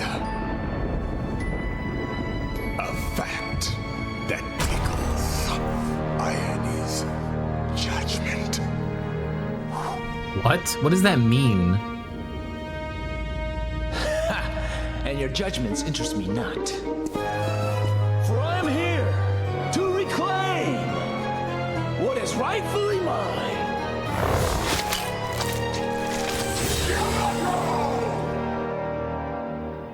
That is what you seek. And that is why I wait in your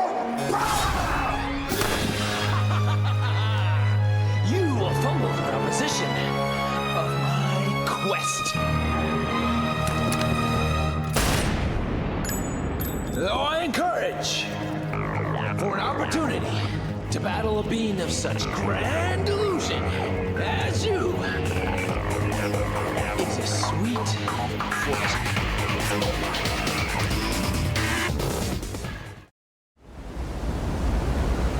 You really need cutscenes for everything? I mean, that looks kind of cool, I guess. It's just the cutscene to gameplay ratio is kind of fucked up.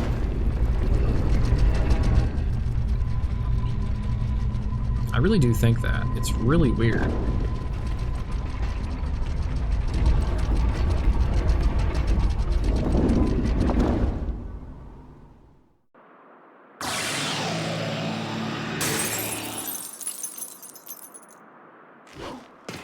It's just not cohesive at all. The cutscenes in DMC4 are like 40% staring at things, 40% okay action, 10% Dante being a hilarious goofball, and 10% Nero yelling. Without going into full-on plot summary, this weird church-like organization is called the Order of the Sword. Nero is presumably a part of the Order, even though he very obviously stands out considering his clothing choices. I say presumably because the story is so light on details that the player is just kind of left to assume most things. Nero probably works with the Order in some capacity since they readily give him a sword and are obviously already familiar with each other, and he does have their logo on his sleeve, so okay. Nero has the hots for Kyrie, and she seems to reciprocate those feelings, but are they already a thing, or are we just at the romantic longing stage? Nero seems like he wants to hide their relationship, but why? Is it not allowed? Is he just embarrassed? We aren't given nearly enough information to say almost anything for sure, and that applies to pretty much the entire story. Despite being incredibly important to Nero, Kyrie is treated like an object by the story. She's constantly tossed around by the various characters, and she barely talks. She has just 16 lines in the entire game, and 5 of them are just saying Nero's name. Credit to that dude on Reddit who pointed that out. She gets exactly one good moment of characterization, and it's in the very beginning where she tries to sacrifice herself to save a kid. Run! Go with the others!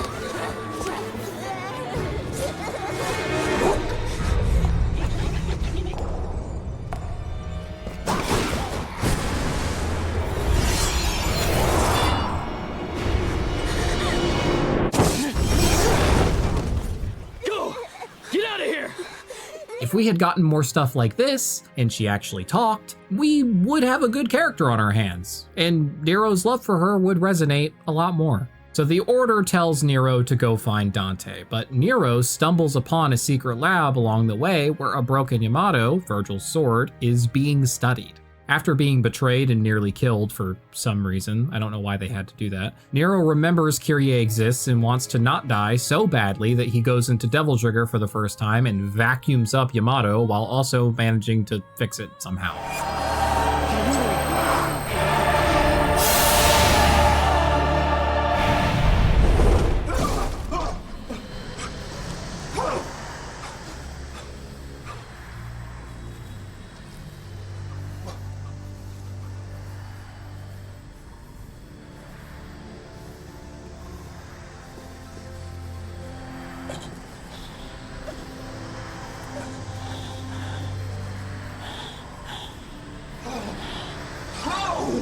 Not even I could succeed in restoring it! From that day forth, my heart changed. What is it called? Power. Give me more. Power. What? And if I become a demon, so be it. I'll endure the exile.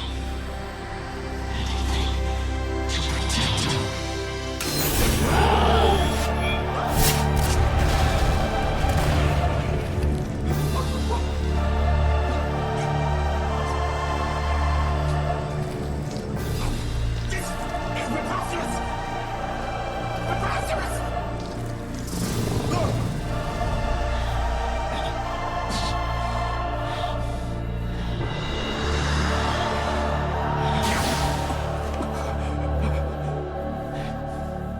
That's pretty cool.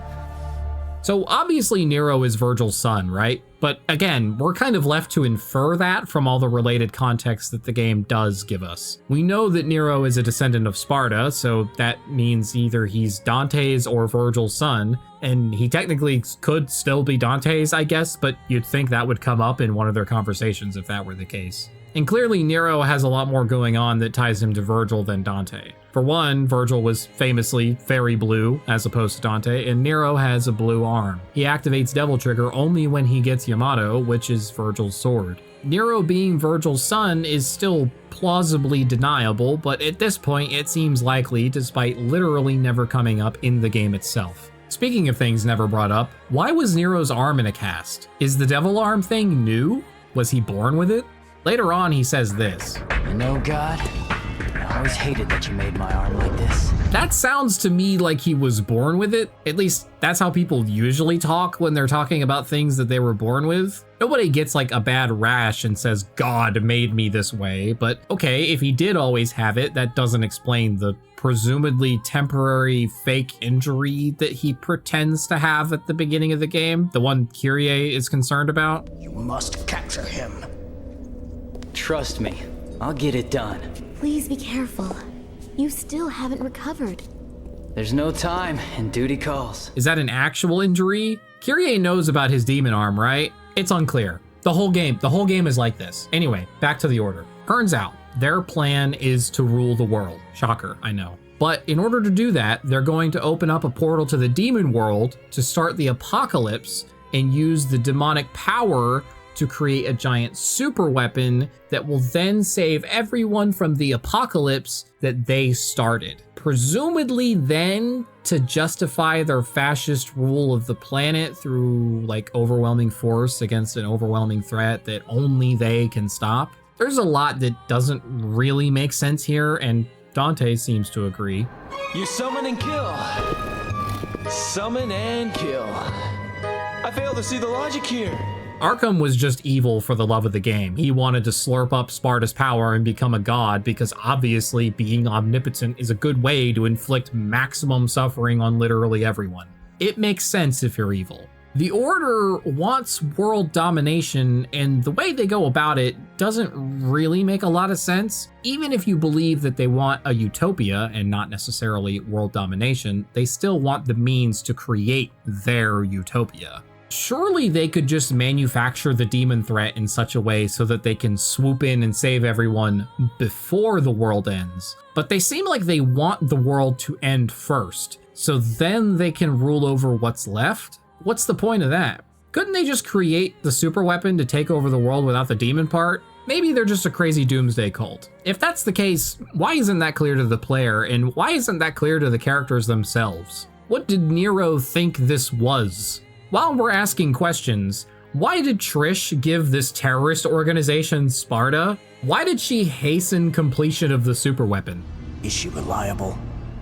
She once brought us the sword Sparta and hastened the completion of our savior. I don't know. It's dumb. Let's not waste any more breath on it. This game's story is bad. In a series first, we don't actually say the words Devil May Cry, but it does follow the tradition of reaffirming a demon person's humanity. Kyrie, if I'm a demon and not a human anymore, is this what you want? Nero, you're you, and it's you I want to be with. I don't know anyone who is as human as you are.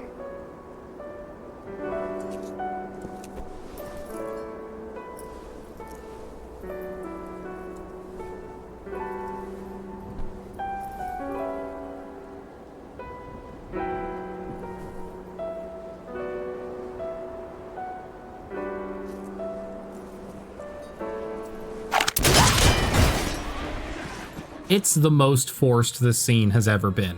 Even more forced than it was in DMC 2, if you can believe it. Nero is not ever shown to be self-conscious about his humanity. Even Lucia had a few scenes of her going, "Wah, I'm a monster," before Dante told her that devils never cry. Nero is 1/4 demon and never once mentions feeling weird about that, and we're supposed to believe him when he expresses doubts to Kyrie about his humanity at the very last moment. Are his feelings hurt because of what Agnes said earlier? Nero is a demon. You son of a... Nero! At least his final scene with Dante is a lot better. I guess I should thank you. But that'd be out of character. Maybe you should just throw an insult my way instead. Yeah, that sounds better. Still, I owe you. Don't sweat it. I had my reasons for helping. Take care of yourself. Wait. You forgot this.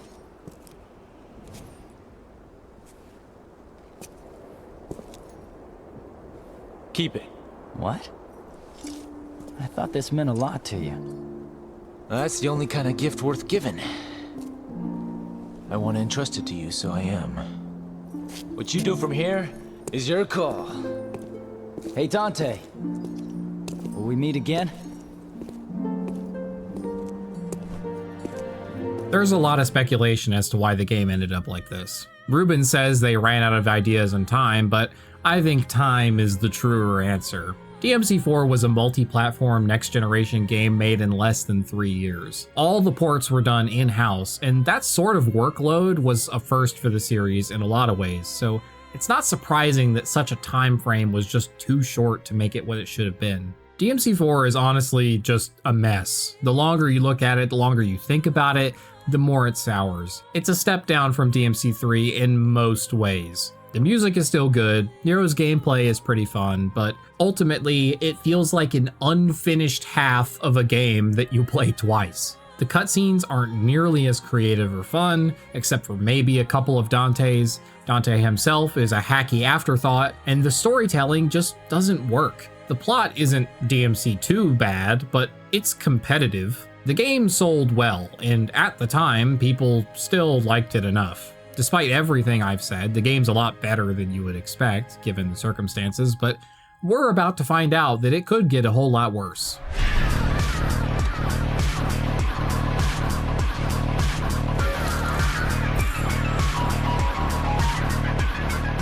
I know that what I just said kind of led you to think that this game was a dumpster fire, but it's a lot more complicated than that. DMC, Devil May Cry, Jesus Christ, the title's so stupid, is a lot of things, but it would be unfair to say that it's just bad.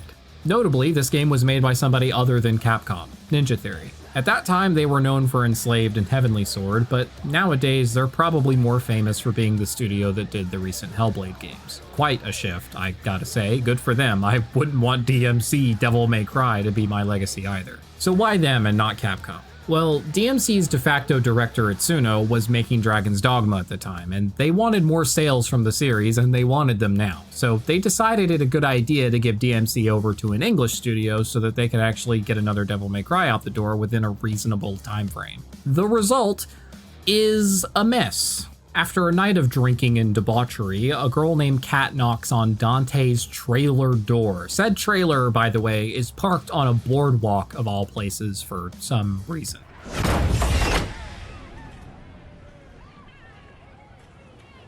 Who are you? What do you want? You were careless. You left a trail. Now he's on to you. What are you talking about? Who's on to me? The hunter demon. He's here.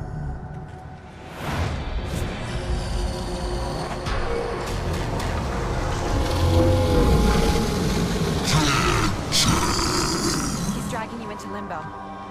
Demon scum. It's too late. You're gonna have to fight your way out.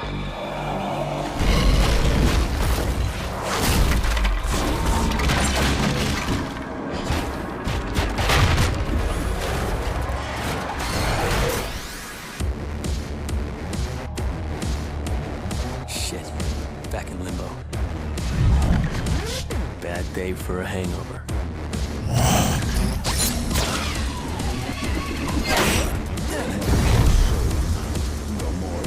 Get your filthy fucking claw off my trailer.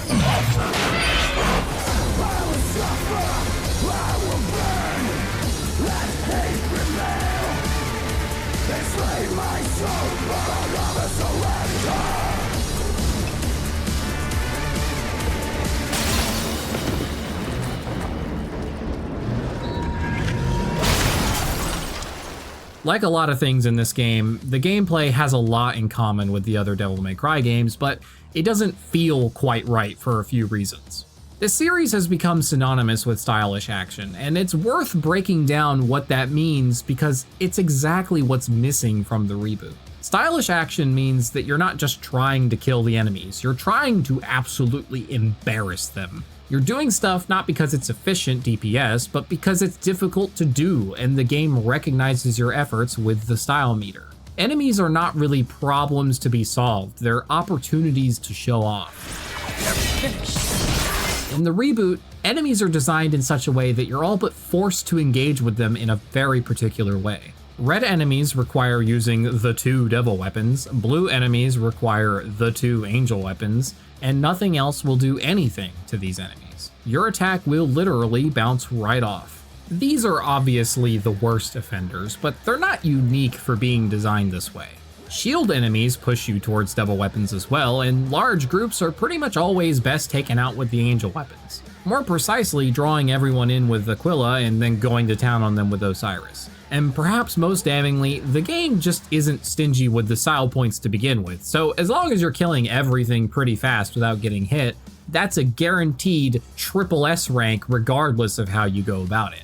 Combat in this game feels like a test. It doesn't really feel like a sandbox, where you get a bunch of tools and interesting enemy designs to spark your creativity and show off. The game asks you a question in the form of an enemy, and there are right and wrong answers. You do what the game wants when it wants you to, and it will look pretty cool, but it wasn't your idea. It's like playing Simon Says on a short timer. It's fun, but it's not the same fun. There's not even a taunt button. Like, what are we doing here? The focus has been pulled from doing cool stuff because it's cool to just doing the thing the enemy requires you do. Shield enemies, devil weapon. Harpies, shotgun. Trash mobs, Aquila. One single blue enemy, Osiris spin. Need to parry something, Osiris spin. The game even tutorializes these specific interactions. Despite technically having many options, there's just no room for creativity because the enemy design is so prescriptive. Not like creativity even matters anymore because the style system only cares about how many enemies you kill and how fast you do it. Beyond the enemy design and overly permissive style rankings, there's also a more subtle problem in the reboot's combat, and it only became clear to me when I was thinking about how the reboot differs from traditional DMC games. In the rest of the series, movement during combat is typically fairly limited. When you're in the air, you fall pretty fast, and the only way to stay up there is by jumping off the enemy you're juggling. Crossing horizontal distance is even more limited. Typically only 1 or 2 moves will do it reasonably fast, and all of them are towards a specific enemy. The reboot takes away almost all restrictions on movement. You can pull yourself to anyone, pull almost anyone to you at any time. This goes a long way in making combat feel faster, and it does give the player a lot of control, which sounds like a good thing, but any control given to the player is taken away from the enemies, and they're mostly powerless to stop you. Your positioning is just not important in this game. You can be anywhere you want, whenever you want. Likewise, you have unparalleled freedom to manipulate the position of enemies as well. Most people probably enjoy this and would think it's a good thing, but I am here to tell you that it is corrosive to gameplay depth. If what we care about is creating a deep combat system, positioning should matter. An amount of friction for getting where I want to be from where I am means that I'm making decisions about how to get there. Do I stinger? Do I pull them? Do I walk? Do I do something else? Do I ignore them and hope they come to me? In the reboot, the answer is always the same. You pull. And the unfortunate thing is, since you have both kinds of pull, you will rarely use any other form of movement. Stinger is iconic for a reason. It's crazy good in traditional DMC, but it's largely irrelevant in the reboot. You can juggle enemies as much as you want in the reboot by just pulling yourself over to them over and over. It's a step backwards in combat design, for the same reason that platformers don't give you infinite jumps, because movement only matters when it's constrained somewhat. If gravity is optional and movement is trivial, what makes a juggle combo more impressive than a ground combo? You know what's not impressive? The cutscenes. After getting dressed in his trailer, all Dante does in cutscenes is punch stuff or hit things with his sword. You're not coming in. You're not on the list.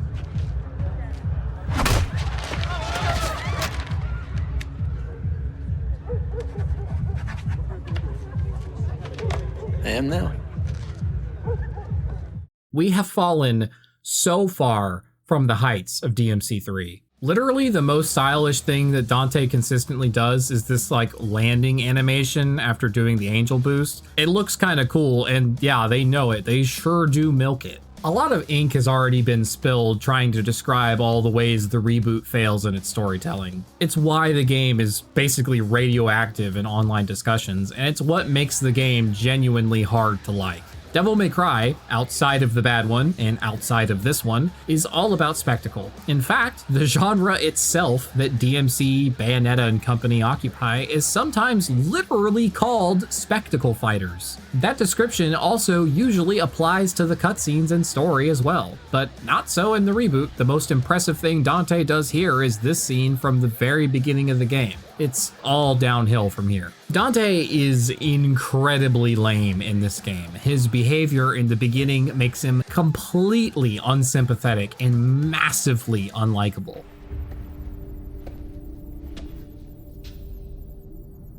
Dante, it really is you. You don't remember me? No. Dante is such an asshole. How much of your childhood do you remember? Not much. I had meningitis when I was 7. Wiped my memory. Why? They told me I had a car accident that resulted in total amnesia. Age? 7. Your point? This apathetic young Dante idea was done infinitely better in DMC 3. Quite frankly, at first, I didn't give a damn. He does mostly level out his shittiness, but only towards Virgil and Kat. Yeah, we'll meet you there. See you soon, Virgil. You guys seem tight. How'd you meet? Is it relevant? I'd like to know who I'm risking life and limb with. He's my brother. He's trying to save the world. What's your story? Listen, I never asked for your help, but you gave it, and I appreciate it. I trust you. You can trust me too.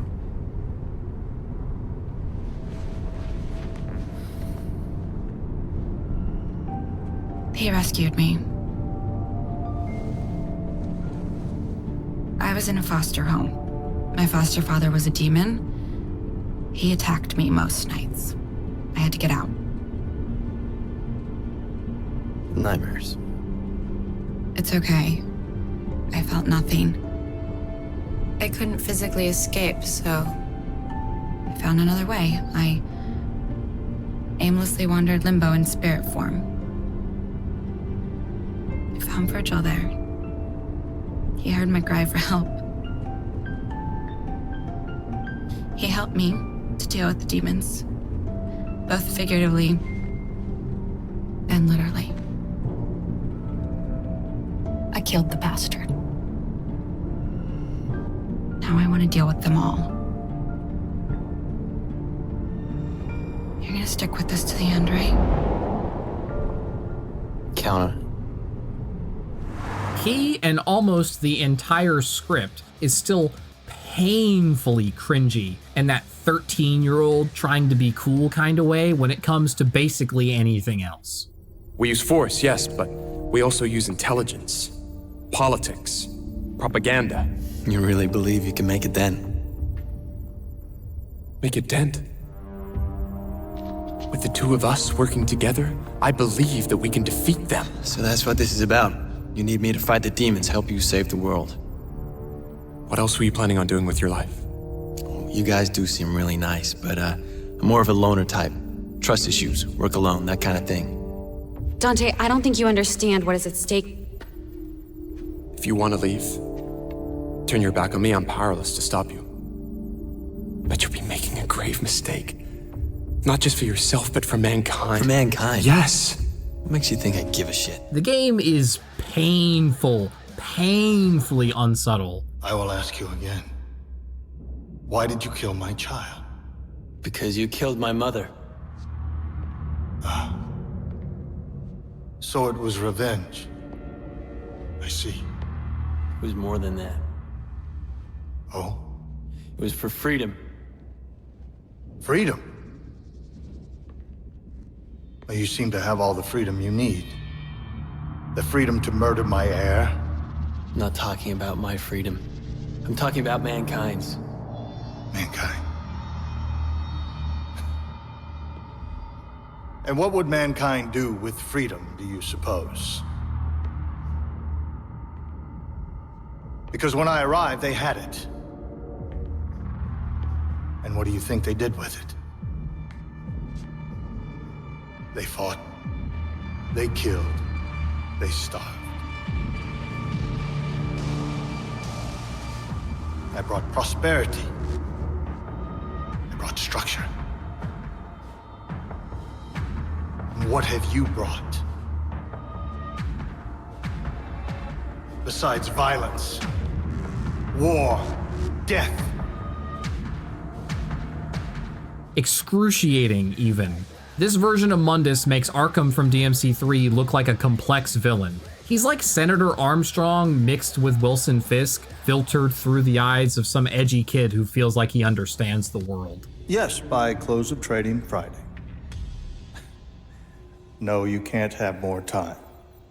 You know the terms, you know the consequences. No, this is not a veiled threat. This is a direct one. Should you fail to comply, the collapse of the economy will be on your head. I will make sure that you are stripped of power, shamed, and hated. Is that clear enough for you? Well, Friday it is then.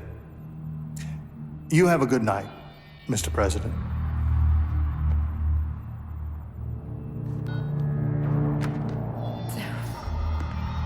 Did you get it, my darling? Over $1 trillion. Oh. Soon I will own everything worth owning. I will control the world through debt. I have absolute power. The world is at last your bitch, as am I. Nothing left but to grab it by the hair, bend it over, and... What's the matter? It's not just Mundus oversharing either. Anytime anyone explains anything to Dante, no matter how tropey or how obvious, Dante just has to repeat it back to them just in case you, the player, didn't understand. The secret union between angel and demon was inconceivable. But it happened. And with it came new life. Twin boys. You and I. A hybrid of the warring angel and demon races. When Mundus learned of Sparta's betrayal, his fury knew no limit. He hunted the lovers down. Eva was murdered by his own hand. And for Sparta, he demanded a more brutal fate. Endless punishment and pain. But even as Eva was destroyed, and Sparta was imprisoned for eternity, each knew that the seed for their revenge had already been sown. Because according to legend, the only beings that can slay a demon king are Nephilim, a hybrid of angel and demon. Those hybrids now exist, you and I. So, Mundus killed our mom and imprisoned our dad. Yes. And we're the offspring of angels and demons. The game generally just doesn't respect your intelligence, but I guess it was marketed towards teenage boys after all, so I shouldn't be that surprised. It's not all bad though. There are some pretty cool artistic choices throughout the game that feel totally out of place with the garbage script and lame as fuck cutscenes. For one, in that scene where Virgil info dumps Dante about how they're half angel, half human, half devil, they put relevant graffiti art in the background as the conversation goes on. It's pretty neat. There's a scene where Dante jumps down a really deep hole and Kat uses her little Wiccan egg timer to turn it 90 degrees while Dante falls down. You jump, I twist. Are you serious? Trust me. I jump, you twist. Good luck.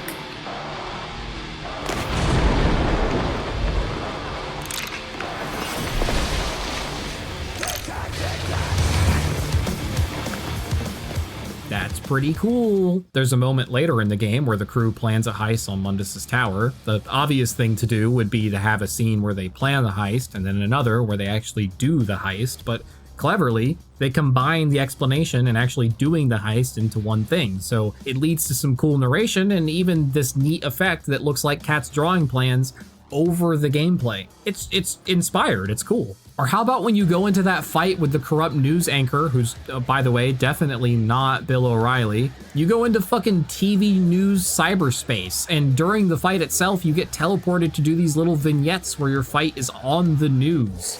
This is hard-hitting news, Bob!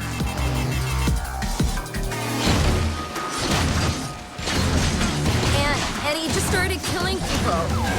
He looked me straight in the eye, and at one point, it was just terrifying. He definitely had pedophile eyes. I saw one girl, like, beg for her life, but, like, he said he was gonna kill her anyway. And then he did. Oh my God. Like, totally. Since that horrific attack, it has come to light that Dante... In fact, Bob Barbas's fight is fucking cool from a writing perspective too, because Barbas speaks to you like indirectly through his show. Hey Bob, put a spin on this. My personal view on the terrorists is that they are disgusting, degrading, ghastly, sleazy, purient, and generally nauseating. The worst of them is Dante. The whole world would benefit greatly by his non-existence. I don't know how else to describe it. I don't know who was working on this game and doing this cool shit, but it feels like their influence was like fighting to escape the prison of just all the fucking lame shit that this game was forced to bear. We make quite the team. I'm stronger. I'm smarter. I'm better looking. Mundus is behind the vault door. Let's not keep him waiting. And I got a bigger dick. Another really inspired decision is just seen throughout the game. Dante gets pulled into limbo at various times. Limbo is basically like a screwy reflection of the real world. It's the upside down. It's where all the demons are. When you're in limbo, you can see text overlaid onto the environment, and this text is basically from the perspective of the world or the demons trying to kill you. It's usually just some variant of kill Dante, but it's so unique. I still really like the idea. I imagine they got the idea from They Live, because in Limbo, you also see things for what they really are, right? Greed is good. Punish poverty. This is the finance wing. Those who work here are barely human anymore. They have been corrupted beyond recognition. The writers kind of cooked there, I'm not gonna lie. There's a level where you're in Limbo trying to protect Kat, who's in the real world, but instead of seeing Limbo and Kat as a ghost, they flip the perspective so that you're the ghost and you're seeing the real world around you. That's a good idea, that's cool, that's neat. All of this is ignoring the environment itself, which is obviously really impressive, especially by Devil May Cry standards. Imagine playing a Devil May Cry game without a single reused level. Why did it have to be this one? They made Virgil a cringy Reddit mod. They made Dante a trashy loser who's usually either being a dick or just spouting shitty jokes. Who's there? It is I. The eye. You have it? Okay, that one's pretty good, but still, it's mostly bad. Know what your problem is? You're too clingy.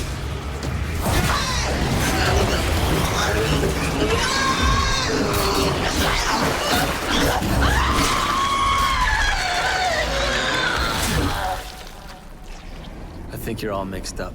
That dichotomy is central to the experience of playing this game. If you have enough of an open mind to look past the cringe and the downgraded combat and just appreciate the rest of the game, you'll be pleasantly surprised. And then Dante will open his mouth again. When the people you're supposed to trust most turn out to be demon scum, your eyes really do open up to evil everywhere. Demon scum. Demon scum.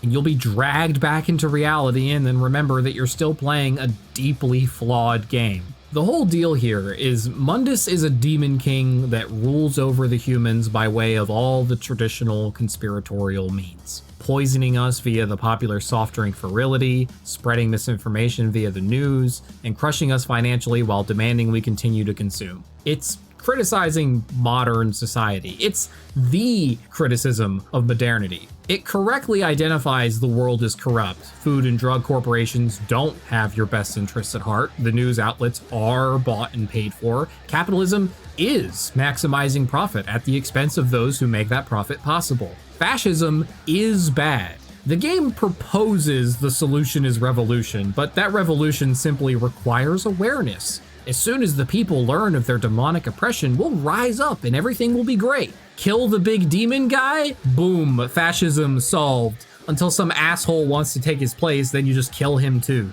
Turns out our favorite Reddit mod is pretty fash himself. Who would have thought? What did you just say? The path is clear for us to rule. To rule what? This. Everything.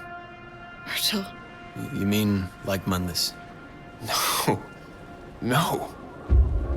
We'll be nothing like Mundus. We'll respect our subjects, not enslave them. Subjects? He means you. He means humans. I thought we were fighting for freedom. It was his freedom we were fighting for, not yours. The game seems to unironically think playing dictator whack-a-mole is how we'll achieve prosperity, never once questioning how this just keeps happening. Anyway, yeah, everybody's right. DMC Devil May Cry kinda sucks, and it sucks even more because it has some cool stuff buried within it. I don't know who I am anymore. I know exactly who you are. You are Dante. Nothing more and nothing less.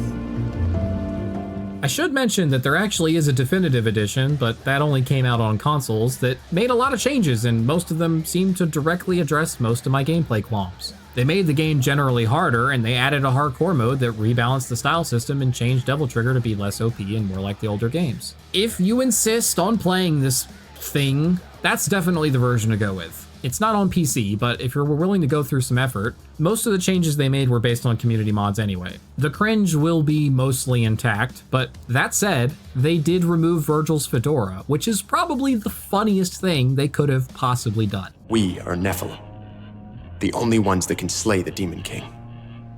Good. We are nearing the end of our journey here, and I was going into this one kind of expecting a victory lap.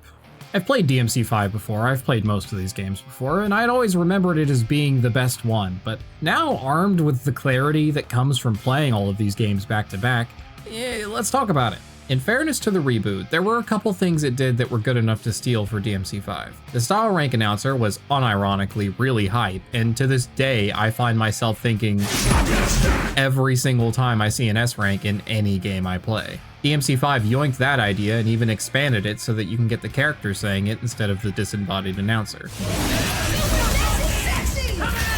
I also don't think it's a coincidence that one of Dante's weapons actually talks and is very reminiscent of the announcer voice from the reboot. It's just sick as hell to have a demon shoutcasting your combos. These little introductory freeze frames introducing the enemies, the reboot did that first. The general focus on a more cinematic presentation is also inspired by the reboot. Cinematic presentation sounds like a meaningless buzzword, but it really just means that they try a little harder with the cutscenes that don't involve fighting.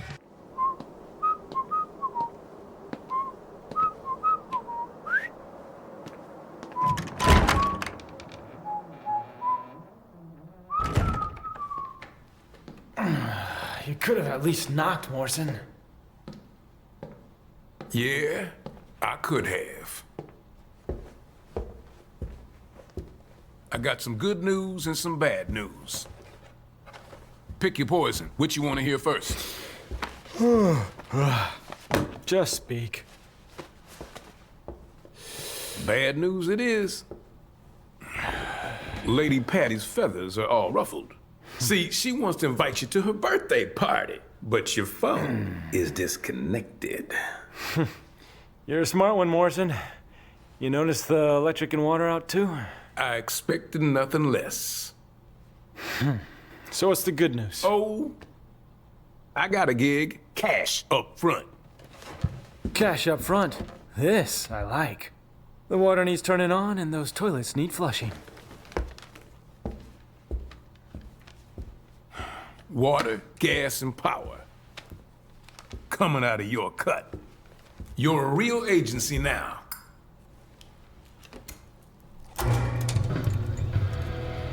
The folks at Capcom actually liked the reboot, despite its less than stellar reputation, so these better ideas sneaking into DMC5 aren't much of a surprise. Ironically, despite the increased focus on cinematic presentation, story-wise, DMC5 is kind of a clusterfuck. The game jumps around a lot, the timeline, so much so that they found it necessary to literally timestamp cutscenes in an effort to help you keep everything straight. It's common for the game to show you the lead up to a certain event and then backpedal to show you another character's POV and how they got to be in that scene. It's not a bad storytelling technique per se, but in this case, it's pretty damaging to the game's pacing. You get the climax with Urizen kicking the protagonist's ass, then we rewind time, play a different character up to that scene, then it happens again, and we finally get to see what actually happens.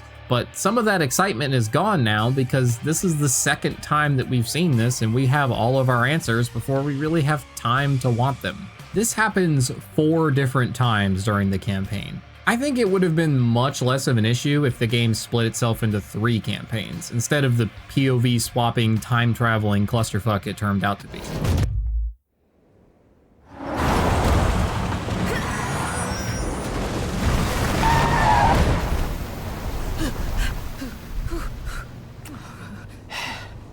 Perfect timing. Now we're starting to act like a team. Ew. You like flirting with me? Knock it off. Get in the car.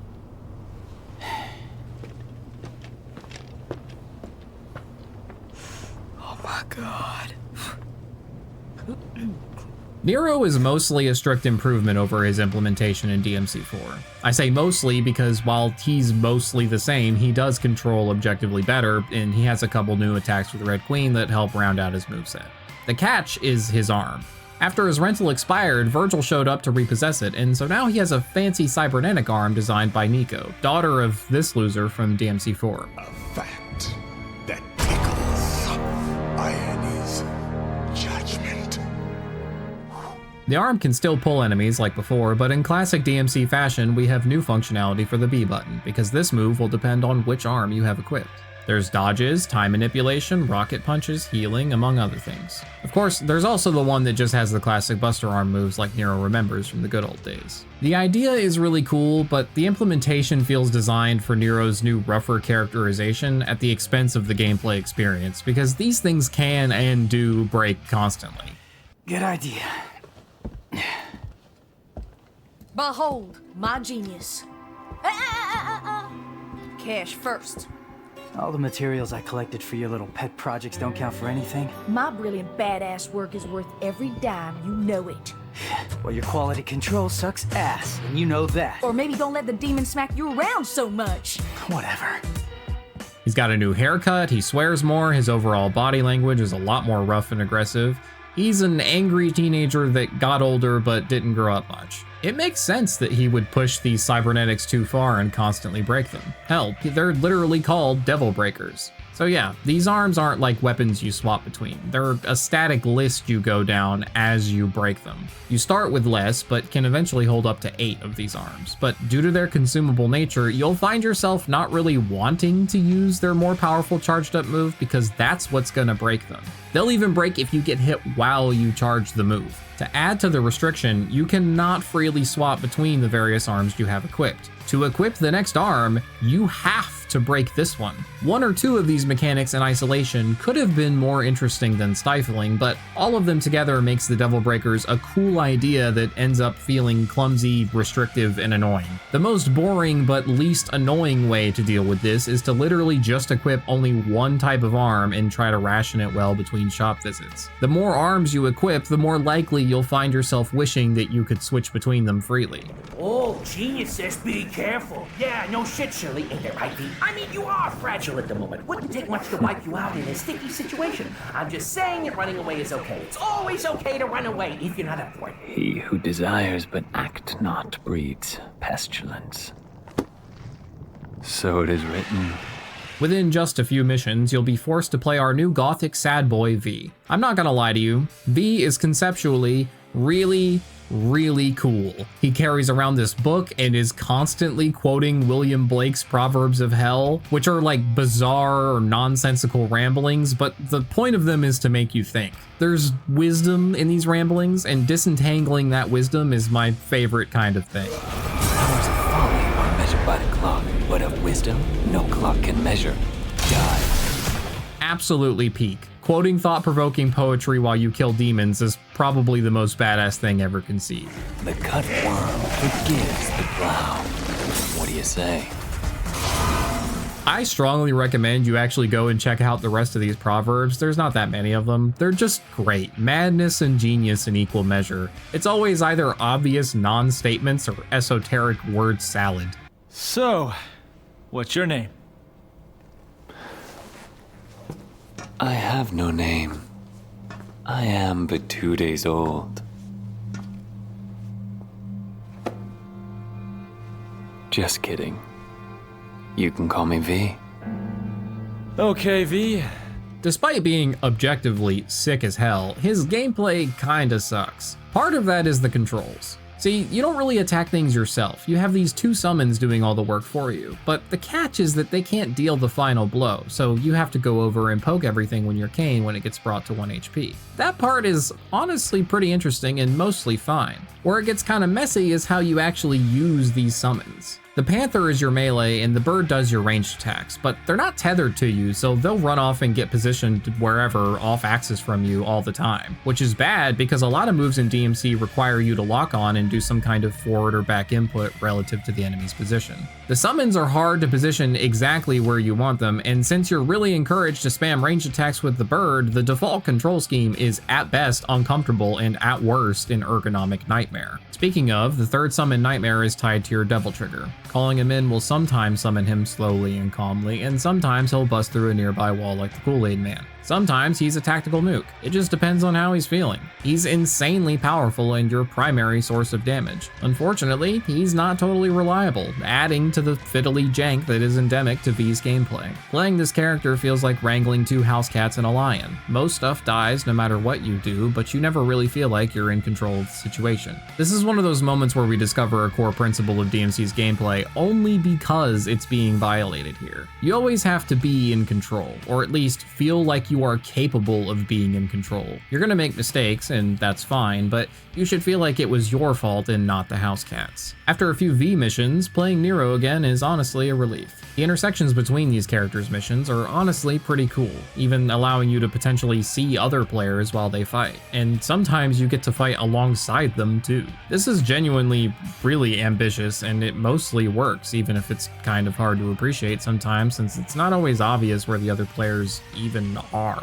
Eventually, after ping-ponging between V and Nero for a bit, you get to play Dante. Dante is much like he was in DMC4, but his weapons are much more interesting, the enemies aren't designed for someone else, and Royal Guard is no longer fucking impossible. This is the best Dante gameplay in the entire series. Easily. That's true of everyone, even Nero, despite my misgivings for the Devil Breaker system. DMC5 is, don't get it twisted, the best gameplay in the whole series, when you aren't playing V, that is. The gameplay is peak, but the campaign kinda sucks. The story is honestly really threadbare, and it feels like they stretched out 5 missions worth of narrative into like 20 by making you do all this busy work nonsense deforesting a few devil trees as each of the 3 characters. The problem, like I mentioned earlier, is just that you probably don't even want to play V, and when we get to Dante, I imagine some players would have a really hard time with him because his fucking complexity is frankly ludicrous. You can still tell an interconnected story with multiple POV characters, but forcing everyone to play all 3 characters and only letting them choose sometimes and shuffling them around in the missions is not conducive to a good experience. I might have a better opinion of V's combat if I had played him more, but you don't get enough time with any of the characters to really get comfortable with any of them. It's great that these characters are complex, I like that. Even V with his relatively small moveset has some avenues for mastery, but most players are never gonna know that because they don't go 4 missions without being forced to switch characters. The saving grace of this campaign is the beginning and the end. The alpha and omega, you might say. Somehow, Virgil returned, and on the brink of death he steals Nero's arm, which, if you can recall, had the Yamato dissolved in it. He then fucks off to separate the demon and human halves of his soul.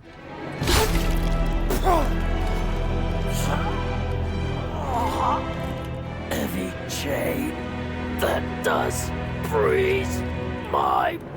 In order to defeat his younger brother, he could only do one thing with the crumbling flesh and feelings. He needed to separate man from devil with the strength of the Yamato. It's been kind of back and forth with what exactly the Yamato is capable of across these games. In DMC3, they opened the portal to hell, but the Yamato is just incidentally in Virgil's possession at the time. The actual key ingredients were the blood of various people and the 2 amulets. In DMC4, they use the Yamato to unseparate the demon and human world, but maybe you can chalk that up to its ability to open portals, which was new to that game, but okay. This demonic separation thing is just a new thing for DMC5, but either way, after committing seppuku, Virgil's demon half becomes Urizen and the human half becomes V. V hires Dante and company to take down Urizen so that he can reunite and become Virgil again. The drama with V's intentions and the return of Virgil, along with Nero finding out that he's his father and everything that comes from that, is honestly, genuinely, really good stuff. Go home, Nero. This doesn't concern you. Like hell. I lost my right arm because of him! This is not your fight. I need to stop him, and that's all that matters. I'm not gonna let you have all the fun, Dante! You don't get it. Let me guess. I'm dead weight? Well, you can That's shove not it up. it, Nero. What is it then? He's your father! What?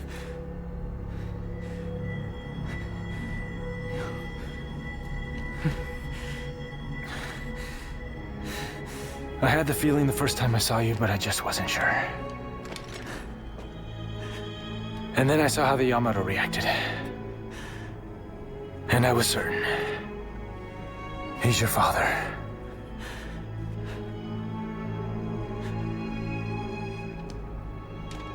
Now he needs an ass kicking. But I can't have you go kill your old man.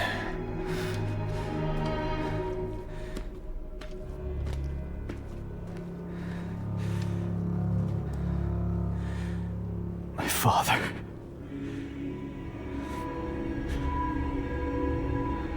The demonic family drama is soap opera level stuff, and it's great when it comes up, but the game waits as long as possible to really dig into it, and when it eventually does, the game's already over. Almost nothing happens after the introduction until the very end of the game. All we do is lose to Urizen twice, rescue Lady and Trish by cutting them out of their demon prison body, and then finally defeat Urizen. Then Virgil comes back, we get maybe 1 hour of interesting story revelations, and then that's it. It's a shame, in a way. The game has some of the best moments in the entire series. Give me the Yamato. If you want it, then you'll have to take it. But you already knew that. I had a feeling you'd say that. How many times have we fought? Hard to say. It's the only memory I have of us since we were kids.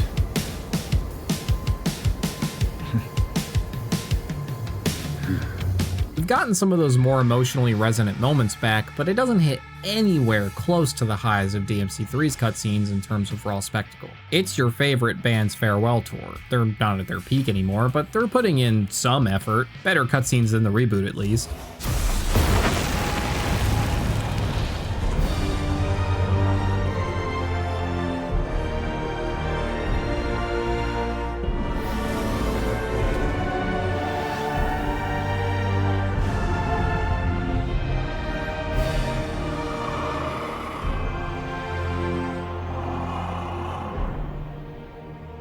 This is curious.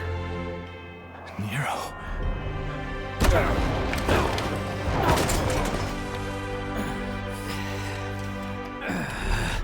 What form of power is this? What the hell?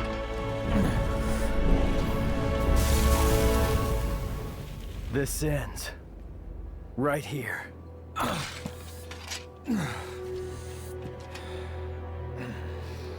Listen to me. I told you already. This is not your...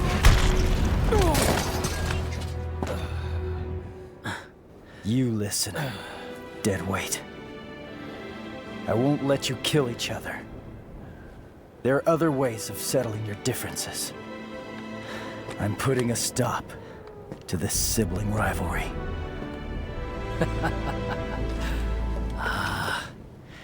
You came all this way just for that. Virgil. V. Whatever you call yourself. Dante's not gonna die here. and neither are you. Do you have a problem with that? Not gonna die my ass. Oh, that bitch slap nearly killed me. If I beat Nero, then by default, I beat you. Agreed, Dante? Whatever. I don't really care. I'm just gonna sit this one out.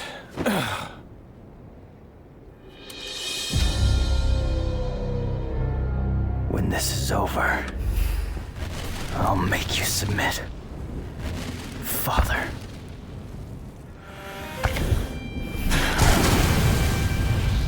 In the end, Nero proves he's still got the demon in him, and Virgil proves he's still got some human in him. Dante and Virgil are trapped in hell, killing demons together indefinitely. So, how's it feel? How's what feel? Saving the man who killed your own father. Heard Dante killed Virgil once. It doesn't matter. They're both gone now anyway. It's okay to cry. If you want, Nero, over a loss. Not cry. It doesn't make you a crybaby. Does make you a little bitch, though. There it is.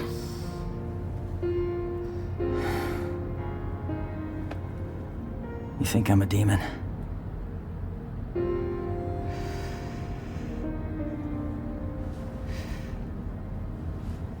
I didn't cry when my asshole daddy died. But... yeah, I know. I wouldn't be here without him, that's a biological fact. Right.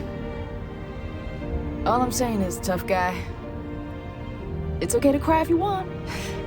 I'm not crying. Devils cry. I'm not gonna Kittens cry. cry. Will you Meow. shut up? Will you Puppies stop cry. it? Look at you. You're nobody's Why do you cry on crying, my all shoulder? right? Stop Come saying on, cry on my cry. shoulder. I know you wanna. You say cry again. Devil may cry. Fuck.